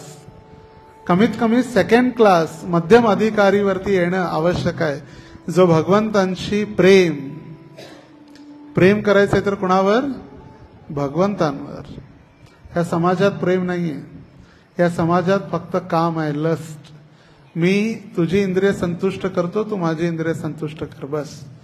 माझं स्वार्थ जर तुझ्यामध्ये असेल तर तू, आम्ही दोघं प्रिय आहे. सक्का भाऊ पक्का वैरी. मग त्या बांधाला सुद्धा, 1 फुटाच्या बांधासाठी सुद्धा भांडणं असतं. 1 फुटाचा शेतामधला जो बांध आहे, त्या बांधावरती सुद्धा भांडणं होतं. सक्का भाऊ काय होतो? पक्का वैरी. तर त्यासाठी सांगितलेलं. म्हणून जेव्हा आपण एकत्रित येऊन भगवंतांची प्रार्थना करतो त्याच वेळी भगवंत प्रसन्न होतात. आणि ही एकात्मतेची भावनाच कोऑपरेशन, जे प्रभुपादांनी सुद्धा सांगितलं, 3 आदेश प्रभुपादांनी दिले. काही झालं तरी इस्कॉन सोडू नका. पहिला आदेश, शरीर त्याग करण्या अगोदर. दुसरा, GBC is the ultimate authority, UMA. GBC जे आहे, अधिकारी जे आहेत ते आपले उच्च स्तरीय मार्गदर्शक राहतील. आणि तिसरं, तुमचं प्रेम माझ्याप्रती जे आहे ते तुम्ही जेव्हा एकत्रित राहाल, एकत्रित सगळेजण भक्ती कराल, ते प्रेम जे तुम्ही माझ्यावरती प्रदर्शन करण्याचा प्रयत्न करत आहात ते खरं प्रेम आहे, जेव्हा तुम्ही एकत्रित येऊन भक्ती कराल. त्यामुळे किती आपण जरी मोठे झालो तरी या 3 आदेशांचं पालन करणं आवश्यक आहे. आणि म्हणून आपला हेतू ठेवून कधी व्यक्ती किती मोठा मॅनेजर, लीडर, अधिकारी झाला आणि त्याचा उद्देश जर क्लिअर नसेल तर तो कधीही भक्तीमध्ये प्रगती करू शकत नाही. मग तो मोठा संन्यासी जरी झाला तरी, संन्यासी आणि गुरु जरी झाला आणि त्याचं भक्तांप्रती प्रेम किंवा नम्रता नसेल तर तो कधीही भक्तीमध्ये प्रगती करू शकत नाही. आणि मग असं नाही की त्यांनी करायला सांगितलं तर फक्त दिखावा करा, मग तो दिखावा पण चालत नाही. भगवंतांना माहित आहे कोण दिखावा करते आणि कोण. कधी कधी काही भक्त स्ट्रिक्ट असतात, कठोर असतात आपल्या नियमामध्ये, ते कुणाशी जास्त बोलत नाहीत. आपली साधना आणि आपली सेवा, तर आपण असं म्हणू शकत नाही की ते घमंडी आहेत, अहंकारी आहेत. नाही, त्यांची भावना भगवंतांप्रती काय आणि भक्तांप्रती काय माहित नाही. जसं उदाहरण दिलं जातं, परमपूज्य राधानाथ स्वामी महाराजांबद्दल विचार करतो मी कधी कधी. ते कधीही कुणाशी बोलत नाहीत. आपली सेवा, आपली साधना, पण असं म्हणू शकत नाही की ते नम्र नाही आहेत. ते जरी गुरु असले तरी प्रत्येक शिष्याला प्रणाम करतात, पण त्याच्यामध्ये तो दिखावा नाहीये, ती स्वाभाविक नम्रता आहे. जसं प्रभुपाद म्हणाले की तुम्ही जे माझे शिष्य आहेत, अमेरिकन अँड युरोपियन डिसायपल्स, माझ्या गुरु महाराजांनी तुम्हाला पाठवलेलं आहे मला मदत करण्यासाठी. My guru Maharaj has sent all of you to assist me. मदत करण्यासाठी मला पाठवलेलं आहे. Thank you very much. प्रभुपाद त्यांना हात जोडून प्रार्थना करायची. तर हृदयापासून जी नम्रता असते तीच खरी नम्रता आहे. दिखावा कधी भगवंतांना आकर्षित करू शकत नाही. आणि म्हणून या ठिकाणी जे सगळे एकत्रित होते आणि त्यांच्या एक उद्देश जो होता भगवंतांची प्राप्ती करणं. तर कधी कधी प्रचारामध्ये वेगवेगळे आपले मूड असू शकतात, प्रचाराचे वेगवेगळे मार्ग असू शकतात. जसं युथ प्रीचिंग आहे, कॉंग्रिगेशन प्रीचिंग आहे, लेडीज प्रीचिंग आहे, यात्रा आहेत, वेगवेगळे प्रचाराचेच वेगवेगळे मार्ग आहेत. पण आपण म्हणू शकत नाही की मला हे येत नाही म्हणजे ते चुकीचं आहे. व्यक्ती का दुसऱ्यावरती ईर्ष्या करतो? कारण तो त्या व्यक्तीच्या स्तरापर्यंत पोहोचू शकत नाही म्हणून. ज्या दुसऱ्याची व्यक्ती बदनामी चालू करतो का? कारण त्याच्या स्तरावरती तो पोहोचू शकत नाही म्हणून बदनामी करतो. बदनामी करण्याचं कारण काय? कारण का त्याच्या स्तरावरती तो पोहोचू शकत नाही, कारण त्याच्या योग्यतेपर्यंत तो जाऊन ते कार्य करू शकत नाही म्हणून बदनामी होते. आणि म्हणून आपणही जेव्हा आपण सेवा करतो त्यावेळी प्रामाणिकता, सुहृदय, हृदयापासून, आणि तिसरं भक्तांशी प्रेमाशी संबंध ठेवून एकत्रित येऊन जर आपण प्रार्थना केली किंवा कोणतीही सेवा केली, कोणताही उद्देश जर आपण साध्य करायचा ठरवला आणि जर आपण एकत्रित नसलो तर त्याचा काहीही फायदा नाही. काही दिवसापूर्वी गुरु महाराज पंढरपूरमध्ये होते आणि पंढरपूरमध्ये काही भक्तांमध्ये वादविवाद चाललेले होते. आणि वादविवाद चाललेले असताना महाराज म्हणाले, स्पष्ट महाराजांनी सांगितलं, म्हणजे तुम्ही सगळे इतकं भांडण वादविवाद चालू आहे, तुमचं एक कुटुंब, माझे शिष्य आहेत किंवा एक कुटुंब तुमचं एकत्र नाही आहे किंवा तुम्ही प्रेमाने राहू शकत नाही, तर मग 150 कोटीचं मंदिर बनवून काय फायदा आहे? काही गरजच नाही ते मंदिर बनवण्याची. जर तुमचं एक कुटुंब एकत्रित राहू शकत नसेल तर, जर कुटुंब एकत्रित असेल तर त्या मंदिराची किंमत आहे. दगड आणि विटांनी बांधकाम होतं पण ते मंदिर बनत नाही, ती तर एक इमारत बनते. ज्या पद्धतीनं विटा आणि दगडांनी घर बनतं पण त्या घराला घर पण येत नाही जोपर्यंत त्या घरात प्रेम नसतं. घरी आल्यानंतर फक्त वाद विवाद, ईर्षा, द्वेष, भांडण, तंटा, कुठं घर येणार आहे? आणि लक्ष्मी जेव्हा येते कधी कुणाच्या घरी, जर घरी वाद असेल किंवा असं जर वातावरण असेल, कधीच लक्ष्मी टिकत नाही, कधीच राहत नाही, प्रवेशच करत नाही. कधी कधी आपण म्हणतो मंदिरात इतकी संकट आहेत, मंदिरात लक्ष्मी नाही आहे. त्याचं कारण सुद्धा हेच आहे, कारण का प्रेम नाही आहे. स्वाभाविक प्रेम तिथं आपण कुठंतरी कमी पडत आहे. भक्तांमध्ये आपलं असलेलं प्रेम, आणि म्हणून ईर्ष्या आणि द्वेष, आपला अहंकार, मी, माझं आणि ममत्व, अहम ममेती, मी आणि माझं हे बाजूला ठेवून, नाहीतर काहीच नाही. हे आपलं लगेज आहे. मी, माझं, अहंकार हे सगळे आपले लगेज आहेत, बॅगा. आणि भगवंतांच्या धामात जाताना कोणतंही लगेज अलाव नाहीये. जसं ट्रेनमध्ये 40 किलो अलाव आहे, पण लोक अनलिमिटेड घेऊन जातात, ते कोणी विचारत नाही, ती वेगळी गोष्ट. पण कधी क्वचित जर रेल्वे सुद्धा वजन करू लागले सामानाचं तर कठीण परिस्थिती उत्पन्न होईल. रेल्वेसाठी आहे 40 किलो, विमानासाठी आहे डोमेस्टिक म्हणजे अंतर्देशीय 15 किलो, आणि खांद्यावरती किंवा बॅकपॅक पर्सनल 7 किलो. 7 आणि 15 किती? 22.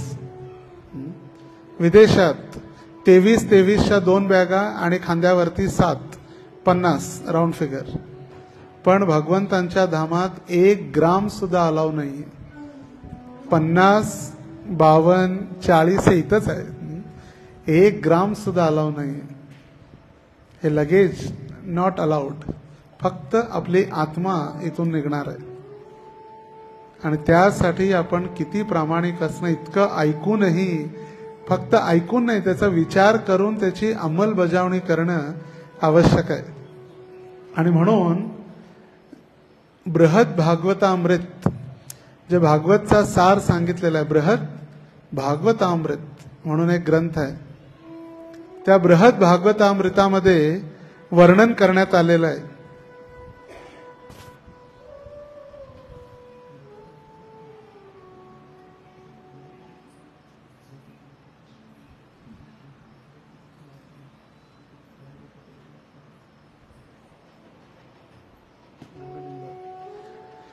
तर त्या ठिकाणी बृहद भागवतामध्ये वर्णन करण्यात आलेलं आहे भक्तांचं वर्णन. भक्त म्हणजे काय?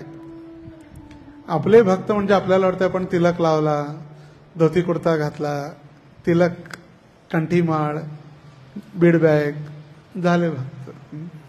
किती? 400 किंवा 500 रुपयाचा भक्त. 200ची धोती, 200चा कुर्ता, 50ची जपमाळ, 30ची बीड बॅग आणि 20 रुपयाची कंठीमाळ, झाले भक्त. पण बृहद भागवतामृत वर्णन करतं, जो सदैव दुसऱ्यांमध्ये असलेले चांगले गुण पाहतो तो भक्त आहे. सदैव दुसऱ्यांच्या चांगले गुणांचं गुण पाहतो तो. नंबर 2, जे चांगले गुण आहेत त्या गुणांचं गुणगौरव करतो. चांगले गुण पाहून ईर्ष्याळू होत नाही. अरे त्याच्याकडे चांगले आहेत, माझ्याने थांब, त्याला तर पाय त्याचा ओढतो म्हणजे खाली पडते.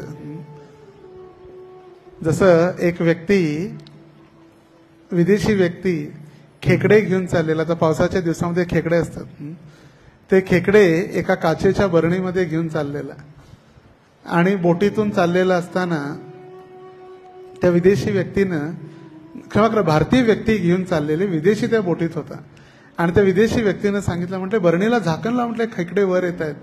म्हटले भारतीय खेकडे आहेत, म्हटले बाहेर नाही येणार, कारण का दुसरा जर वर चढायचा प्रयत्न केला, खालचा त्याचा पाय धरून खाली ओढणार. हे त्यामुळे कुणी या बरणीच्या बाहेर जाणार नाही, कारण का एकटा चढायचा प्रयत्न केला की 2 त्याचे पाय ओढणार. तर ईर्ष्याळू होत नाही, त्याच्या गुणांचा तो गुणानुवर्णन करतो. 3, स्वतःला कधीही शुद्ध भक्त समजत नाही. जो किती जरी प्रामाणिक असला, भक्त असला, तरी स्वतःला एक बद्ध जीव समजतो किंवा तुच्छ जीव समजतो. हीच खरी भक्तीची प्रगतीची लक्षणं आहेत. विद्या विनय संपन्ने ब्राह्मणे गविहस्तिनी शुनीचैव श्वपाकेच पंडिता समदर्शिना. प्रत्येकाच्या हृदयामध्ये भगवंतांना पाहणं. जसं झाडावरती फळं आल्यानंतर झाड वागतं, ताट उभारत नाही. जसं डाळिंबाच्या झाडाला बघा, डाळिंब येतात भरपूर, ते झाड हळूहळू वाकू लागतं. तर ते ज्ञान आध्यात्मिक जीवनामध्ये प्राप्त झाल्यानंतर, त्याच्या जीवनात भक्ती वाढल्यानंतर व्यक्ती नम्र होतो, धीट होत नाही, ताठ बनत नाही. नम्रता एक भक्तीचं सगळ्यात मोठं लक्षण आहे.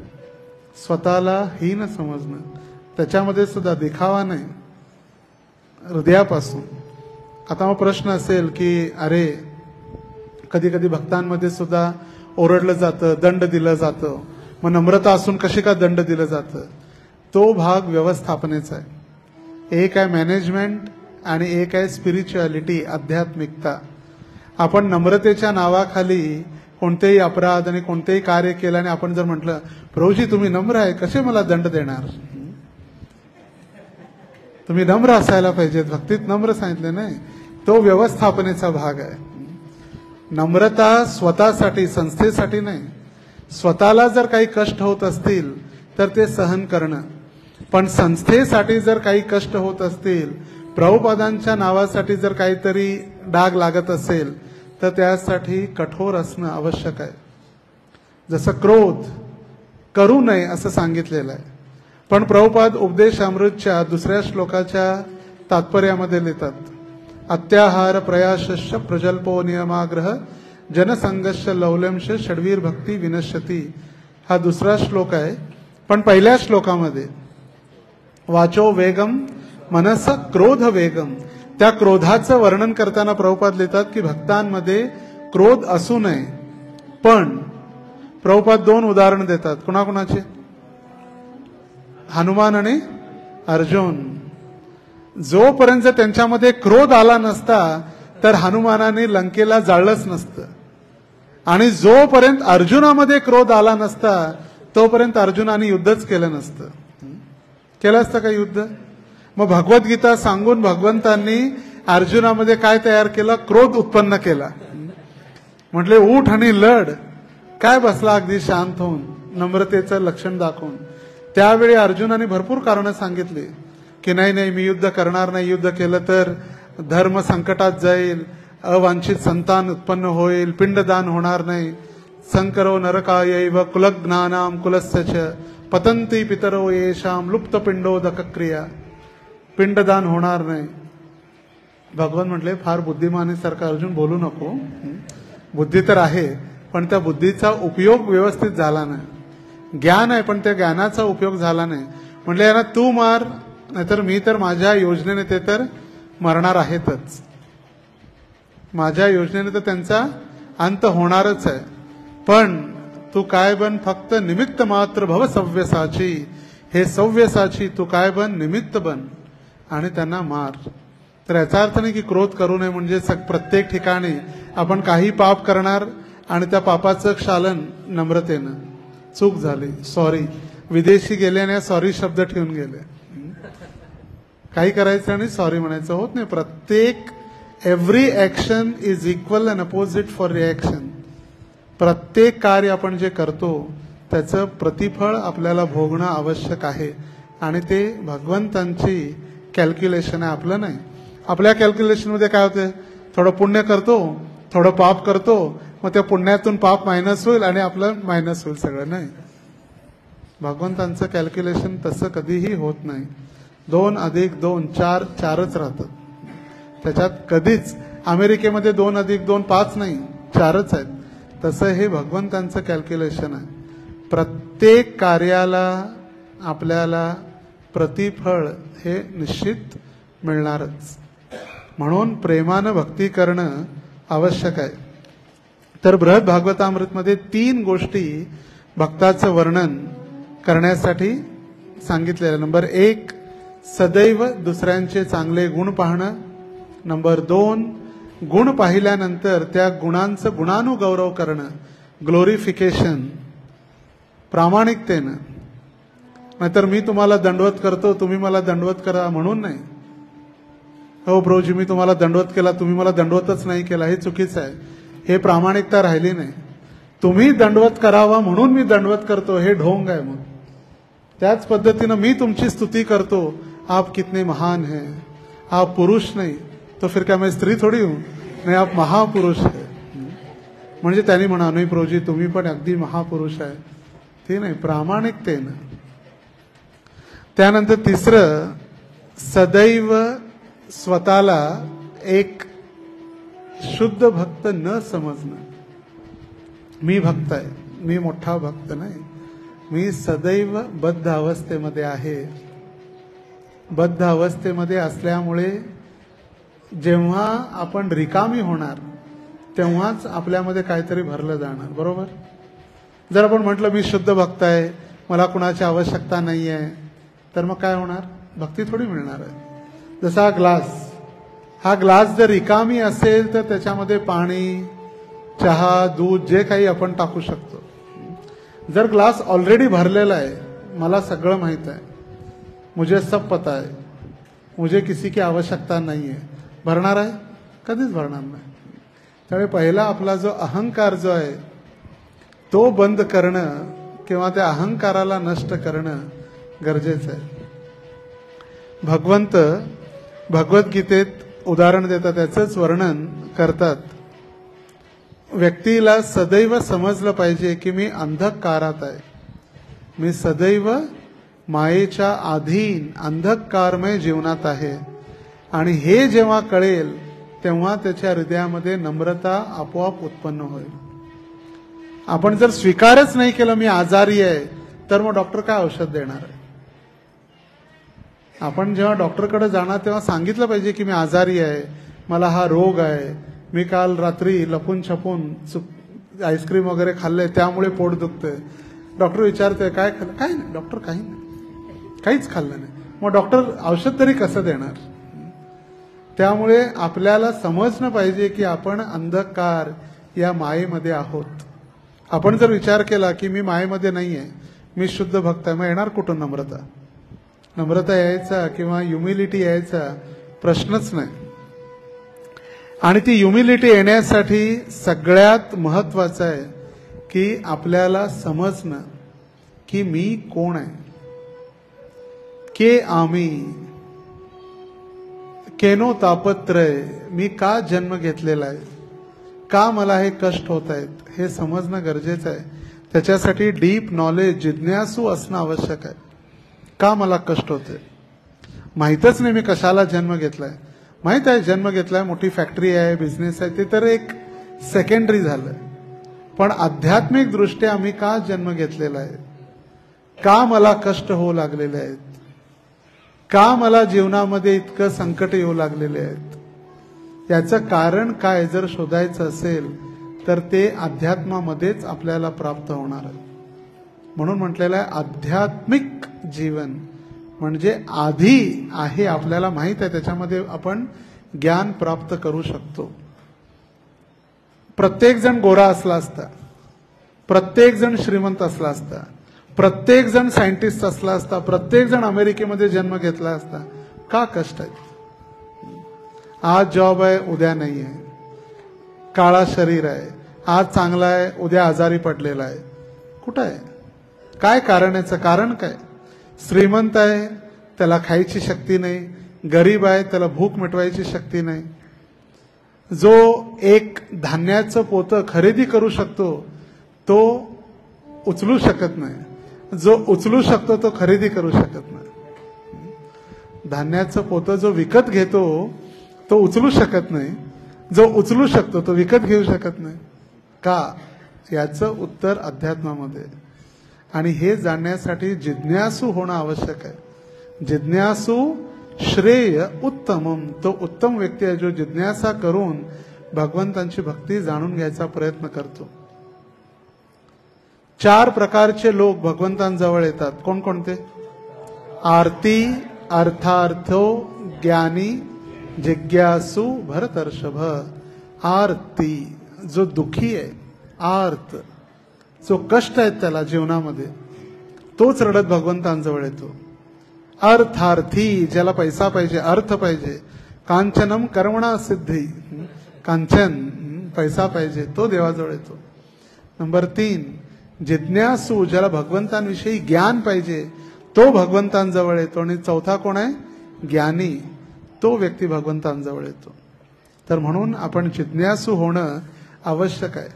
कारण तहानलेल्यालाच किंमत आहे पाण्याची. थंडीच्या दिवसामध्ये, पावसाळ्याच्या दिवसामध्ये किंमत राहत नाही. त्याच थंड पाण्याची किंमत उन्हाळ्याच्या दिवसामध्ये असते. त्याच थंड पाण्याची उन्हाळ्याच्या दिवसात 2-3 किलोमीटर भर उन्हामध्ये चालून आल्यानंतर जर कोणी थंड पाणी दिलं, तेव्हा कळते किती पाण्याचा स्वाद आहे. आणि तो स्वाद आहे भगवंत. रसोहम अपसु कौंतेय, त्या पाण्याचा स्वाद भगवंत आहे. आता आपण पाणी पितो, आपल्याला काहीच किंमत नाही. खरोखर तहानलेल्याला पाण्याची किंमत आहे. त्याच पद्धतीनं खरोखर जो जिज्ञासू आहे त्याला आध्यात्मिक तत्वांचं आणि आध्यात्मिक ज्ञानाची महत्ता आहे किंवा त्याची किंमत आहे.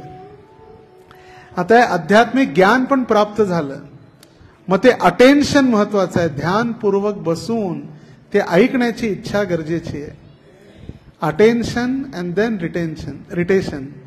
अटेन्शन म्हणजे ध्यानपूर्वक ऐकणं आणि रिटेन्शन म्हणजे त्याचा अंमलबजावणी करणं. फक्त ऐकून लिहून ठेवणं आणि ज्ञानाचं ओझं वाढवणं, मला सगळं माहित आहे, माझ्याकडे नोट्स भरपूर आहेत, श्लोक सगळे पाठ आहेत. 70 मिनिटात भगवद्गीतेचे 700 श्लोक म्हणू शकतो. पण 70 मिनिटं आपण भगवद्गीतेनुसार जगू शकतो का, हा मोठा प्रश्न आहे. त्याची अंमलबजावणी, ऐकलं, आपल्याला ज्ञान प्राप्त झालं, पण ज्ञान प्राप्त झाल्यानंतर ते ज्ञान आपण अंमलबजावणी करणार कसं? मग त्यासाठी अधिकाऱ्यांप्रती असलेलं आदर सन्मान आवश्यक आहे. Respect towards authorities. मग ते ऑथॉरिटीज म्हणजे कोण? इस्कॉनचे अधिकारी नाही. हे अधिकारी म्हणजे इस्कॉनचे तर झालेच, पण त्याबरोबर शास्त्रांचे अधिकारी, पूर्ववर्ती आचार्य, गुरुजन जे आपल्याला ज्ञान देत आहेत त्यांच्या प्रती. कधी कधी आपण आपल्या बुद्धीचा प्रश्न करतो, प्रश्न विचारतो बुद्धीनं आपल्या, का? समोरच्याची बुद्धिमत्ता किती आहे हे चेक करण्यासाठी. नाहीतर मी प्रश्न विचारतो, त्याला उत्तर येत नाही, त्याला ज्ञान नाही, बघ मी त्याला कसा हरवतो. आपल्या ज्ञानाचं प्रदर्शन करण्यासाठी नाही. त्या अधिकाऱ्यांप्रती द रिस्पेक्ट टुवर्ड्स ऑथॉरिटीज म्हणजे आदर सन्मान त्या अधिकाऱ्यांप्रती असणं आवश्यक आहे. तेव्हा सगळ्यात पहिला अधिकाऱ्यांप्रती, आता उलट जाऊ आपण, सगळ्यात पहिला अधिकाऱ्यांप्रती भक्तांप्रती असलेला आदर, तो आदर असेल तर आपण आपल्या जीवनामध्ये भक्तिमय ज्या जीवनाच्या गोष्टी ऐकतो ते अंमलबजावणी करू शकतो. अंमलबजावणी करण्यासाठी ध्यानपूर्वक ऐकणं आवश्यक आहे. ते ध्यानपूर्वक ऐकण्यासाठी आपण आजारी आहोत किंवा या धर्मसंकटात आहोत हे जाणून घेणं आवश्यक आहे. आणि त्याच्यासाठी आपण सगळ्यात महत्वाचं, या भौतिक जगात अंधकारात आपण अडकलेलो आहोत हे समजून घेणं आवश्यक आहे. हे सिक्वेन्स आहे, तर आपल्याला ते ज्ञान प्राप्ती होईल. आपण जर वाटत असेल मी काय अंधकार नाही, एकदम लाईट वगैरे, कुठं अंधकार आहे? घरात मोठे सिस्काचे लाईट लावलेले आहेत, कुठं अंधकार आहे? मला सगळं माहित आहे, असे थोडी होत आहे, सब पता आहे मुझे, काय आवश्यकता आहे? त्यांना म्हटलेलं आहे पुनः पुनः शर्वित शर्वणानाम. प्रल्हाद महाराज म्हणतात जे उलटी केलेलं आहे तेच पुन्हा चाटणं. पुन्हा पुन्हा शर्वित चर्वणानाम, खायचं, थुकायचं, उलटी करायचं आणि पुन्हा तेच चाटायचं, म्हणजे सब कुछ पता आहे. आणि चक्रोजी नम्रतेने सांगा आम्ही कसं सुधरू. हे प्रवचन, कीर्तन आणि भागवत हे सुधारण्यासाठी सांग, त्याच्यासाठी वेगळं काय नाही आहे सुधारण्यासाठी. कसं सुधरू सांगा प्रभूजी, कसं मी सुधरू? 4 नियमांचं पालन प्रामाणिकपणे करणं सुधारणं आहे. 16 माळा न चुकता जप करणं सुधारणं आहे. प्रामाणिकपणे दिलेली सेवा करणं, स्वतःच्या बुद्धीचा दुरुपयोग न करता जितकं सांगितलंय तितकं प्रामाणिक करणं, ते सुधारणं आहे. सुधारण्यासाठी नवीन काही क्रीम आणि पावडर नाही आहे. सुधारला म्हणजे तो सुंदर झाला किंवा एकदम त्याच्यावरती तेज येऊ लागलं, नाही. सुधारणं प्रामाणिकता हीच आहे. जसं एका क्लासमध्ये 40 विद्यार्थी असतात आणि तो 10वीचा विद्यार्थ्यांचा क्लास आहे. 40 पैकी 4 टॉपर येतात, 30 कटाकटी पास होतात आणि 6 नापास होतात. याचा अर्थ ते गुरुजी किंवा शिकवणाऱ्यांचा दोष नाहीये, त्या विद्यार्थ्यांची प्रामाणिकता आहे. ज्या 4 जणांनी एकत्रित येऊन चांगल्या प्रकारे अभ्यास समजून घेतला, अभ्यास केला, प्रयत्न केले म्हणून टॉपर झाले.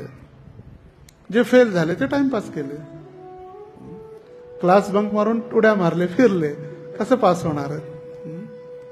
मग त्यामुळे आपण त्या आध्यात्मिक ग्रंथांना किंवा वस्तूंना दोष देऊ शकत नाही.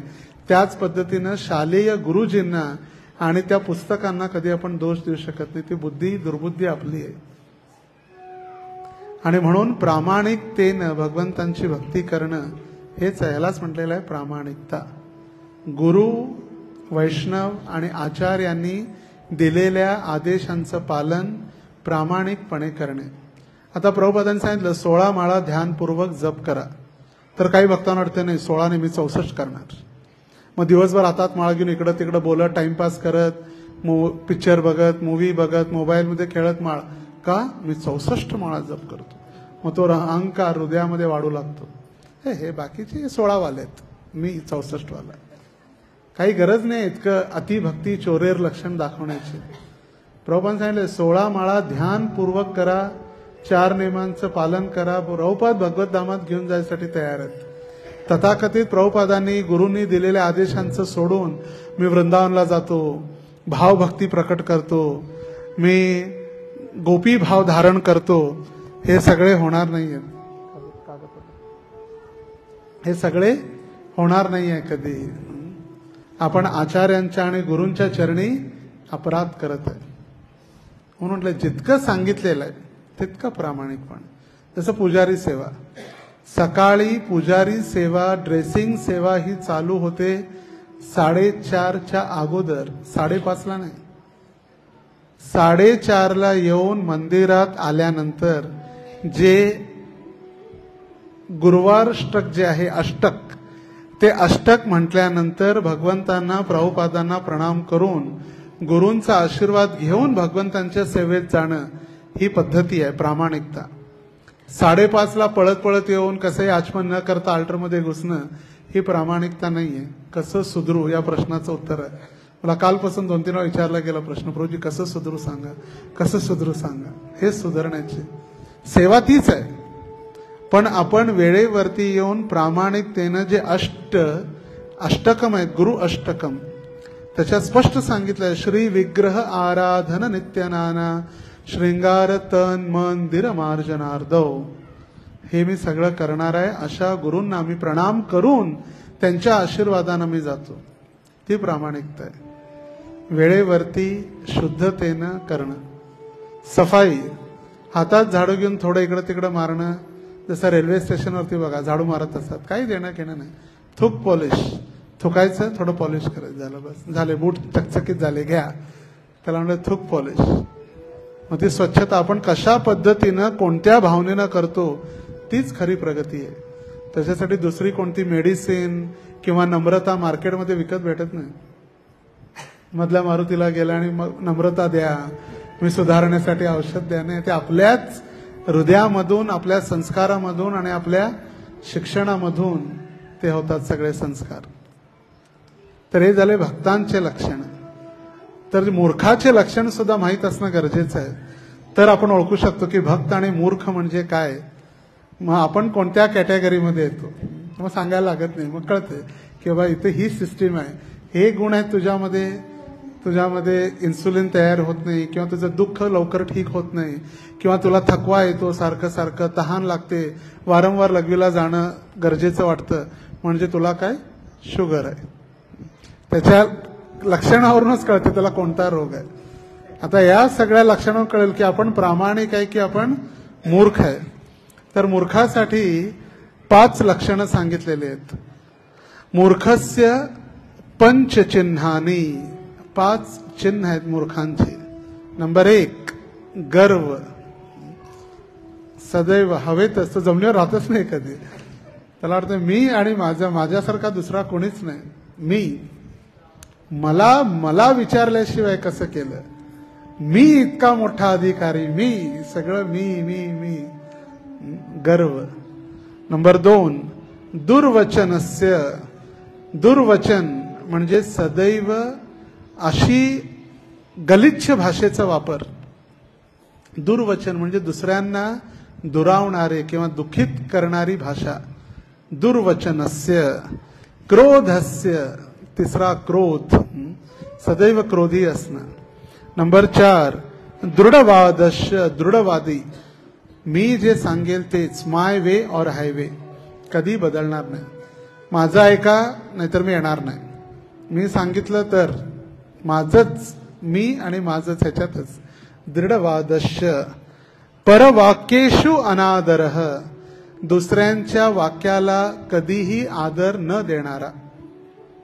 दुसऱ्याच्या वाक्याची किंमत नाही. मी सांगतो तेच खरं, माझंच खरं. तर कोणती कोणती लक्षणं माझ्या मागे म्हणा सर्वजण एक एक. मूर्खस्य पंचचिन्हानि. गर्व, दुर्वचन, क्रोधस्य, दृढवादस्य, परवाक्येषु अनादरः. तर ह्या 5 कारणांपासून किंवा लक्षणापासून आपल्याला मुक्त व्हायचंय. तर ह्या 5 वाक्यापासून किंवा लक्षणापासून जर आपण मुक्त झालो तर निश्चित आपल्यामध्ये नम्रता, सहनशीलता, योग्यता, गुरूंचा, वैष्णवांचा आशीर्वाद निश्चित आपल्याला प्राप्त होईल. मग त्यासाठी आपल्याला दिखावा, कोणता आश्रम, काही त्याचं मग ते वर करणी राहून जातं. जसं ब्रह्मचारी, गृहस्थ, वानप्रस्थ, संन्यास या सगळ्या मग फक्त उपाधी राहतं. हृदय जेव्हा भगवंतांच्या चरणी लागतं त्यावेळी कपडे काही किंमत राहत नाही कपड्याची. तसं ज्वलंत उदाहरण आहे. गेल्या स्नान यात्रे दिवशी परमपूज्य रूप रघुनाथ स्वामी महाराजांनी शरीर त्याग केलं. आता वर करणी जर पाहता आता 2 लक्षण आहेत. एक भौतिकवादी लोकांचं आणि आध्यात्मिक आपण पाहू शकतो. शरीर आहे विदेशी, म्हातारं शरीर, मग जवानीमध्ये त्यांनी भोग केला असेल किंवा मांसाहार, जे तिथं युरोपमध्ये, अर्जेंटिनामध्ये जन्म झाला ते झालेलं असेल. पण एकदा भगवंतांच्या भक्तीमध्ये आल्यानंतर प्रामाणिकता आणि गुरूंप्रती श्रद्धा आणि आसक्ती, प्रेम वाढलं गुरुजींच्या प्रती. ब्रह्मचारी झाले, एकटेच प्रचारासाठी फिरायचे.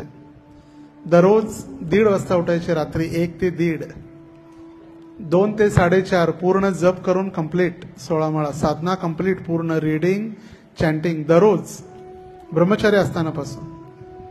कधी कुणावर आश्रित नाही, सदैव भगवंतांवर आश्रित. गुरूंनी जेवढं सांगितलं तेवढं प्रामाणिकपणे करणं. जे भेटेल त्याच्यामध्ये आनंद. ते संन्यासी झाल्यानंतर सर्वंट त्यांना विचारायचे. जर कोणी सर्वंट विचारला, महाराज कपडे कुठे आहेत तुमचे, धुवायचे कपडे द्या. ते वाळत घातलेले आहेत धुवून. शेवटच्या क्षणापर्यंत. वय वर्ष 82. 82चं उलट करा, किती होते? 28. येतं 28 मध्ये पाठदुखी, गळादुखी, डोळे दुखी, नरड दुखी चालू आहेत आश्रम मध्ये. मी हे केलं, प्रभूजी बॅक पेन आहे, मी जास्त उभारू शकत नाही. प्रभूजी मी उचलू शकत नाही. का? बॅक पेन, त्रास होतो. 82 वयापर्यंत कुणाचीही सेवा न स्वीकारता जी दक्षिणा भेटेल त्याच्यावरच आपलं जीवन, किंवा जी स्कॉलरशिप त्यांना भेटायची अर्जेंटिना देशातून त्याच्यावरती पूर्ण. भीमावरमला गेलेले दक्षिण भारतामध्ये, तिथं त्यांना कळालं की मंदिरामध्ये राशन नाहीये. म्हटलं चला माझ्यासोबत. 2 ब्रह्मचार्यांना घेऊन गेले. मॉलमध्ये जेवढं पाहिजे तेवढं महिन्याचं राशन भरलं, बिल स्वतः दिले. म्हणजे घेऊन टाका, काळजी करू नका. सांगून कधीही कुठं ते गेले नाही. जसं मी आता सोलापूरला येणार आहे, मग त्याच्यासाठी लातूरच्या भक्तांना सांगून गाडीने इथं सोडणं नाही. कधी कुणाला अचानकच, अरे अचानक महाराज, अचानक. कधी एअरपोर्टवर नाही, कधी नाही. कधी रिक्षाने डायरेक्ट मंदिरात आल्यानंतरच. का? आल्यानंतर स्वागत सत्कार नको म्हणून. पूजा प्रतिष्ठा शुकरेरवेष्ठा, कधी स्वागत नको म्हणून.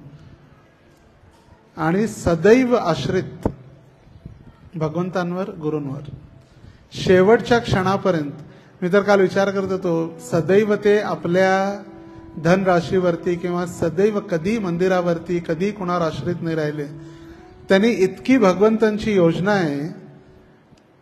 त्यांनी स्वतः शरीर सोडल्यानंतर त्यांच्या अंतिम संस्कार किंवा समाधीचा खर्च सुद्धा ते ठेवून गेले. म्हणजे स्वतःच जी धनराशी किंवा स्कॉलरशिप आहे ती त्यांनी ठेवून गेले. म्हटलं कुणाचंच नको. शरीर त्याग करणं इतकं सोपं नाहीये.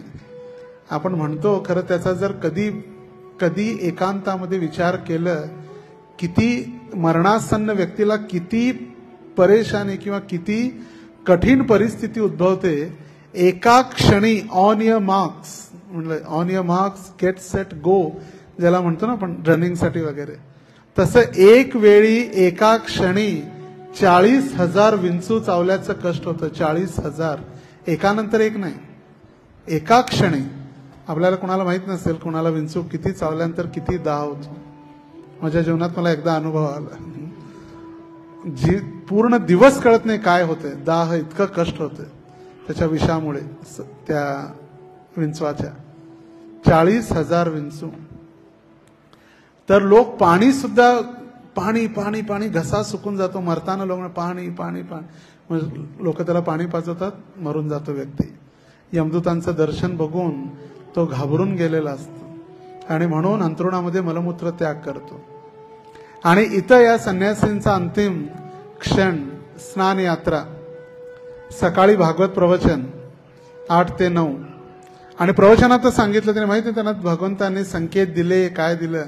प्रवचनातच सांगितलं, stop this, stop again and again, birth and death, stop this. पुन्हा पुन्हा जन्म मृत्यूचं चक्र बंद करा. Go back home, back to Vaikuntha, वैकुंठाला चला. प्रवचनाचं शेवटचं वाक्य. स्नान यात्रा, जगन्नाथांचं प्राकट्य, प्रवचन, प्रवचनामधलं शेवटचं वाक्य, चला वैकुंठाला. दुपारी स्नान यात्रेची तयारी चालू आहे मंदिरात, भोपाळच्या इस्कॉन भोपाळ मंदिरात तयारी. आणि तयारी चालू असते वेळी कीर्तन चालू आहे. आणि ते स्नान करून, प्रसाद घेऊन, स्नान करून जाणार होते. तर प्रसाद घेण्यासाठी बसले, प्रसाद घेतला. आपली प्लेट वगैरे, खिचडी खाल्ल्यानंतर जे धुतलं प्लेट वगैरे, त्यांना वाटलं की आता काहीतरी माझा अंतिम क्षण आलेला आहे.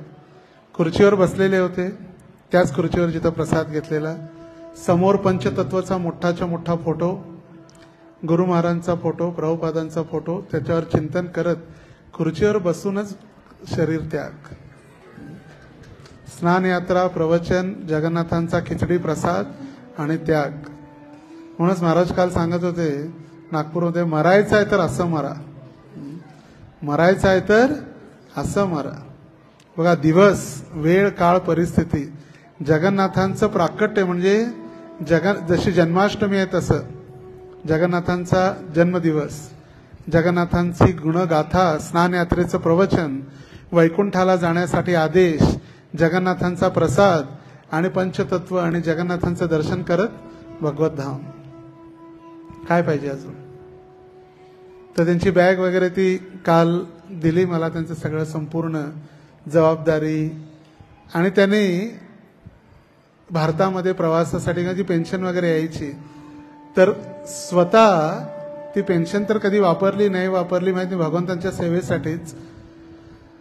त्याच्यात जवळजवळ किती 2-3 लाख रुपये जे उरलेले असतील, ते अकाउंट उघडताना देखील आपण आपल्या मुलाचं नाव किंवा बायकोचं नाव ठेवतो. त्यांनी गुरु महाराजांचं नाव ठेवलं, नॉमिनी. माझ्यानंतर जे काही असेल गुरु महाराज, बस. 3 कपड्यापेक्षा कधी जास्त कपडे ठेवले नाही. 3 सेट, अंगावर 1, बॅगेत 2.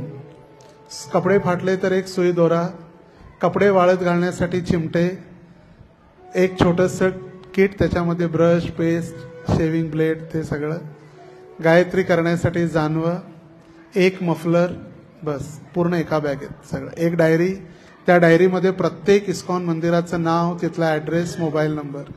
त्या डायरीमध्ये माझं पण नाव होतं, कृष्ण भक्तदास, मोबाईल नंबर, इस्कॉन नोएडा, नोएडामध्ये अध्यक्ष असताना. आणि शेवटचा माझा मेसेज, व्यासपूजेसाठी आमंत्रण व्हॉट्सअपवर. तर एक मोबाईल, त्याचा एक चार्जर आणि एक हेडफोन ऐकायसाठी, आणि इतकं सुंदर अक्षर, श्लोक पाठ करण्यासाठी एक छोटीशी चीट.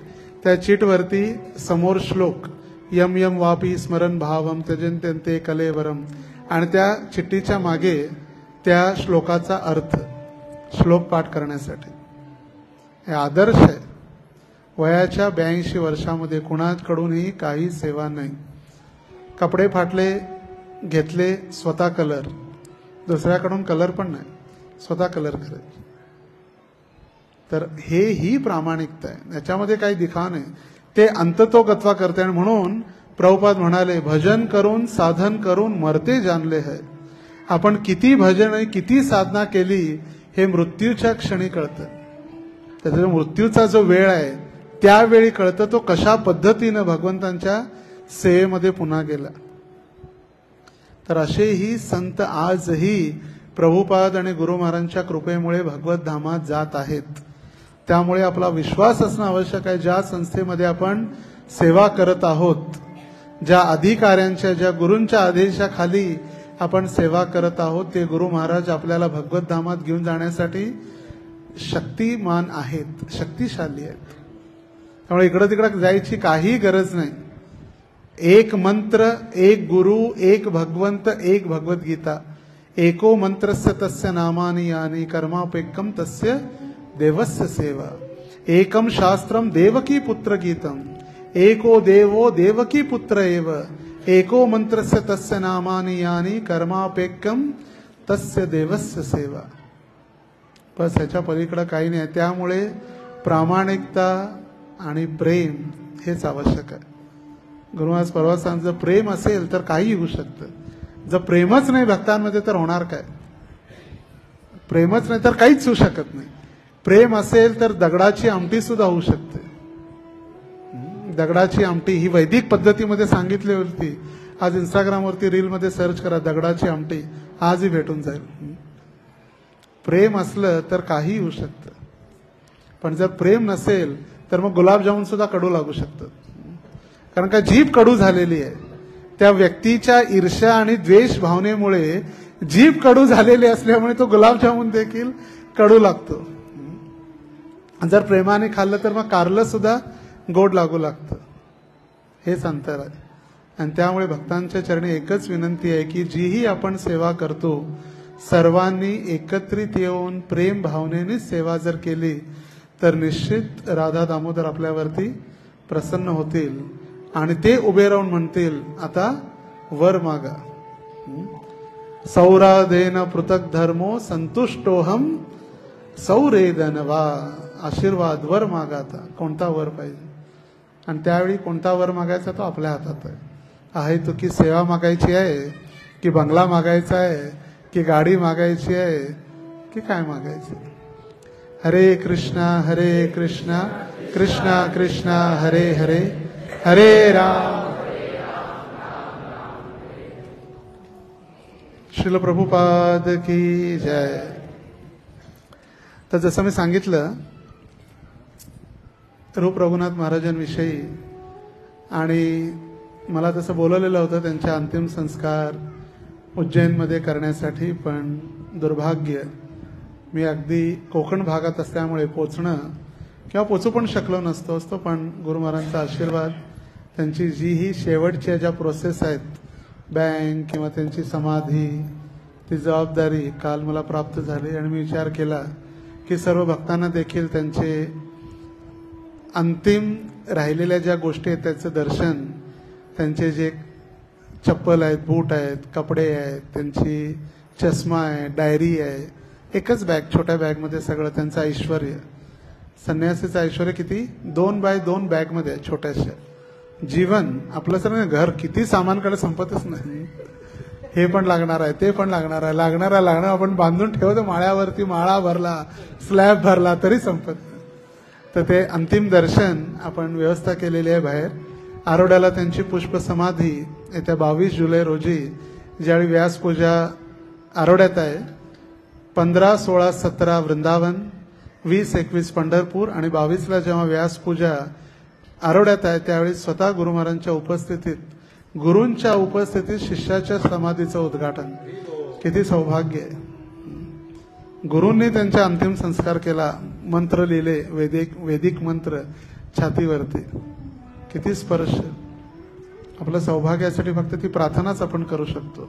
तर त्यांचं दर्शन बाहेर गरुडजींजवळ त्यांच्या दिव्य वस्तूंचं दर्शन आहे. तर सर्वांनी दर्शन घेणं आवश्यक आहे. प्रेम आणि भक्तीनं गर्दी करू नका. प्रत्येकजण एक एक रांकेत जातानाच बाहेर अशी एक रांग आपले काही भक्त मदत करू शकतात रांकेसाठी. माताजी आणि प्रभूजी एक एक रांग. ज्यांनी संकल्प केलेला आहे 75व्या व्यास पूजेसाठी लवकरात लवकर धनराशी आणि संकल्प, गुरूंना दिलेला संकल्प खोटा होणार नाही याची काळजी घ्या. गुरूंना दिलेलं वचन न पालन करता अपराध करण्यापेक्षा जितकं होईल लवकरात लवकर त्यांनी सेवा करणं आवश्यक आहे. येत्या 5 जुलै रोजी शुक्रवारी भक्ती विनोद ठाकूर आणि गदाधर पंडित यांचा तिरोभाव आहे. तर त्या दिवशी दुपारी 12 पर्यंत उपवास असेल आणि 12 नंतर पुष्पांजली आणि महाआरती असेल. तर 12 पर्यंत उपवास आहे. आपण जिथेही असाल आपण ज्या ठिकाणी 12 पर्यंत उपवास करा. 6 जुलै येत्या शनिवारी गुंडीच्या मार्जन आहे. तर 6 जुलै रोजी आपण या मंदिरात जगन्नाथांच्या स्नान यात्रेच्या अगोदर गुंडीच्या मार्जन. तर आपणही जे शनिवारी भक्त आहेत वेळ आहे गुंडीच्या मार्जन स्वतः चैतन्य महाप्रभूंपासून प्रभुपाद आणि वर्तमान आचार्यांनी केलेलं आहे मार्जन. तर मंदिराचं मार्जन आहे. आणि 7 जुलै रोजी जगन्नाथ रथयात्रा आहे पुरीमध्ये आणि वेगवेगळ्या इस्कॉन मंदिरामध्ये. जगन्नाथ बलदेव सुभद्रा महारानी की. आणि हा उत्सवाची सुरुवातच आहे. मग 26 जानेवारीला 26 ऑगस्टला जन्माष्टमी आहे आणि 26 ऑगस्टला जन्माष्टमी असल्या कारणानं 19 तारखेला बलराम जयंती आणि 20 ते 26 पर्यंत 7 दिवस भागवत कथा आहे. तर भागवत कथेसाठी यजमानांची नाव नोंदणी चालू झालेली आहे. आपले जे वडील आजोबा जे दिवंगत झालेले आहेत किंवा आपल्या परिवारातर्फे भागवत कथेचे यजमान जे होणार आहेत. भागवत कथा शुद्ध मराठीमध्ये श्रीमान गोविंद भक्त प्रभूंची आहे. तर 7 दिवस गोविंद भक्त प्रभूंची मराठी भागवत कथा. तर त्याच्या नाव नोंदणी आपण तीर्थराज प्रभू आणि मंदिरातील भक्तांकडे करू शकतो. तर भागवत कथा यजमान आहेत 51,000 रुपये आणि संपूर्ण मुख्य यजमान कथेचे 1,51,000 7 दिवसाचे. तर यथाशक्ती 51 नाही 1,51,000 तर यथाशक्ती आपण भागवताची देखील सेवा करू शकतो. तर आज या जन्माष्टमीची मीटिंग वगैरे काल झालेली पहिल्या आठवड्यात झाली आणि बुधवारी देखील जी मीटिंग ठेवली त्याची सूचना पूर्ववत सूचना दिली जाईल. कारण दिवस कमी आहेत. व्यास पूजेला गेल्यानंतर 15 दिवस आपण वापस येता येता 20-22 जुलैच होणार आहे आणि 20 जुलैपासून 20 ऑगस्ट 1 महिना आहे. त्यामुळे जन्माष्टमीची तयारी स्वतः भगवंत प्रकट होणार आहेत दामोदर. तर लहान थोर IYF IGF कुणी असो प्रत्येकाने भगवंतांच्या सेवेमध्ये आपल्याला लागणं आवश्यक आहे. प्रत्येक दीक्षित भक्ताने भगवंतांसाठी कलेक्शन करणं, भगवंतांसाठी आणि गुरुसाठी भिक्षा मागणं अनिवार्य आहे. आवश्यक नाही अनिवार्य आहे. तेव्हाच आपला अहंकार कमी होणार जेव्हा आपण गुरु आणि कृष्णासाठी भिक्षा मागणार. तो अहंकार नष्ट करण्याचा एकमेव मार्ग आहे. नाही प्रभूजी मला जमत नाही मी कलेक्टर नाही. किती 10 रुपये जरी दिले छोट्या छोट्या मुली 2-2, 3-3 हजार कलेक्शन करून आणतात. 50, 10, 20 तर आपण तर भगवंतांसाठी का मागू नये. तर वर्षातून हा एक अशी संधी आहे ज्या संधीमध्ये प्रत्येक व्यक्ती जवळ जाऊन आपण कलेक्शन करू शकतो. मग तो भक्त असो अथवा नसो, धार्मिक असो नसो, प्रत्येकाला कृष्णाप्रती प्रेम आहे आणि ते कृष्णांच्या सेवेसाठी आतुरलेले आहेत. त्यामुळे बुधवारी जी मीटिंग असेल त्याची पूर्व सूचना व्हॉट्सअपवरती वेळेनुसार आपल्याला कळवली जाईल. तर आज या ठिकाणी आपण ऐकतो की हार्ट अटॅक हृदयविकार झाला. तर हृदयविकारापासून आपण कसं वाचवू शकतो, कोणती काळजी घेऊ शकतो. कधी कधी भक्तांचा असे एकदम उपवास 12पर्यंत, रात्री 12पर्यंत उपवास, मग त्याच्यानंतर भरमसाठ तेल, तूप, पनीर, चरणामृत, त्याच्यानंतर आईस्क्रीम, मग ते हार्टच फेल होऊन जातं. त्यासाठी कोणती काळजी घेणं आवश्यक आहे यासाठी सोलापूरचे सुप्रसिद्ध डॉक्टर प्रितेश पवार यशोधरा हॉस्पिटलमध्ये ते कार्यरत आहेत. आणि त्यांचे जे ट्रेनर आहेत प्रशांत पांडे, जे मुंबईहून आलेले आहेत, ते आपल्याला काही मार्गदर्शन करणार आहेत 15 ते 20 मिनिटं. तर सर्वांनी बसून राहा, गडबड करू नका. कधी आपल्याला हार्ट अटॅक येईल सांगता येत नाही. ज्याला ज्याला हार्ट आहे त्याला अटॅक हा येणार आहे. कधी ती वेगळी गोष्ट, असं नाही की म्हातारपणीच येतो. 27 वर्षाच्या मुलाला देखील हार्ट अटॅक येऊ लागलेत आज. तर त्यामुळे ते काळजीपूर्वक ते आपल्याला काही मार्गदर्शन करतील, ते आपल्याला ऐकायचं आहे. तर मंदिराच्या वतीनं डॉक्टर प्रितेश पवार आणि डॉक्टर प्रशांत पांडे या सर, या दोघांचे आपण एक वेळा महामंत्र म्हणून स्वागत करू. हरे कृष्णा कृष्ण कृष्ण हरे हरे, हरे राम राम राम हरे हरे. चेअर एक चेअर एक सरांसाठी पाटील. स्वागत आहे.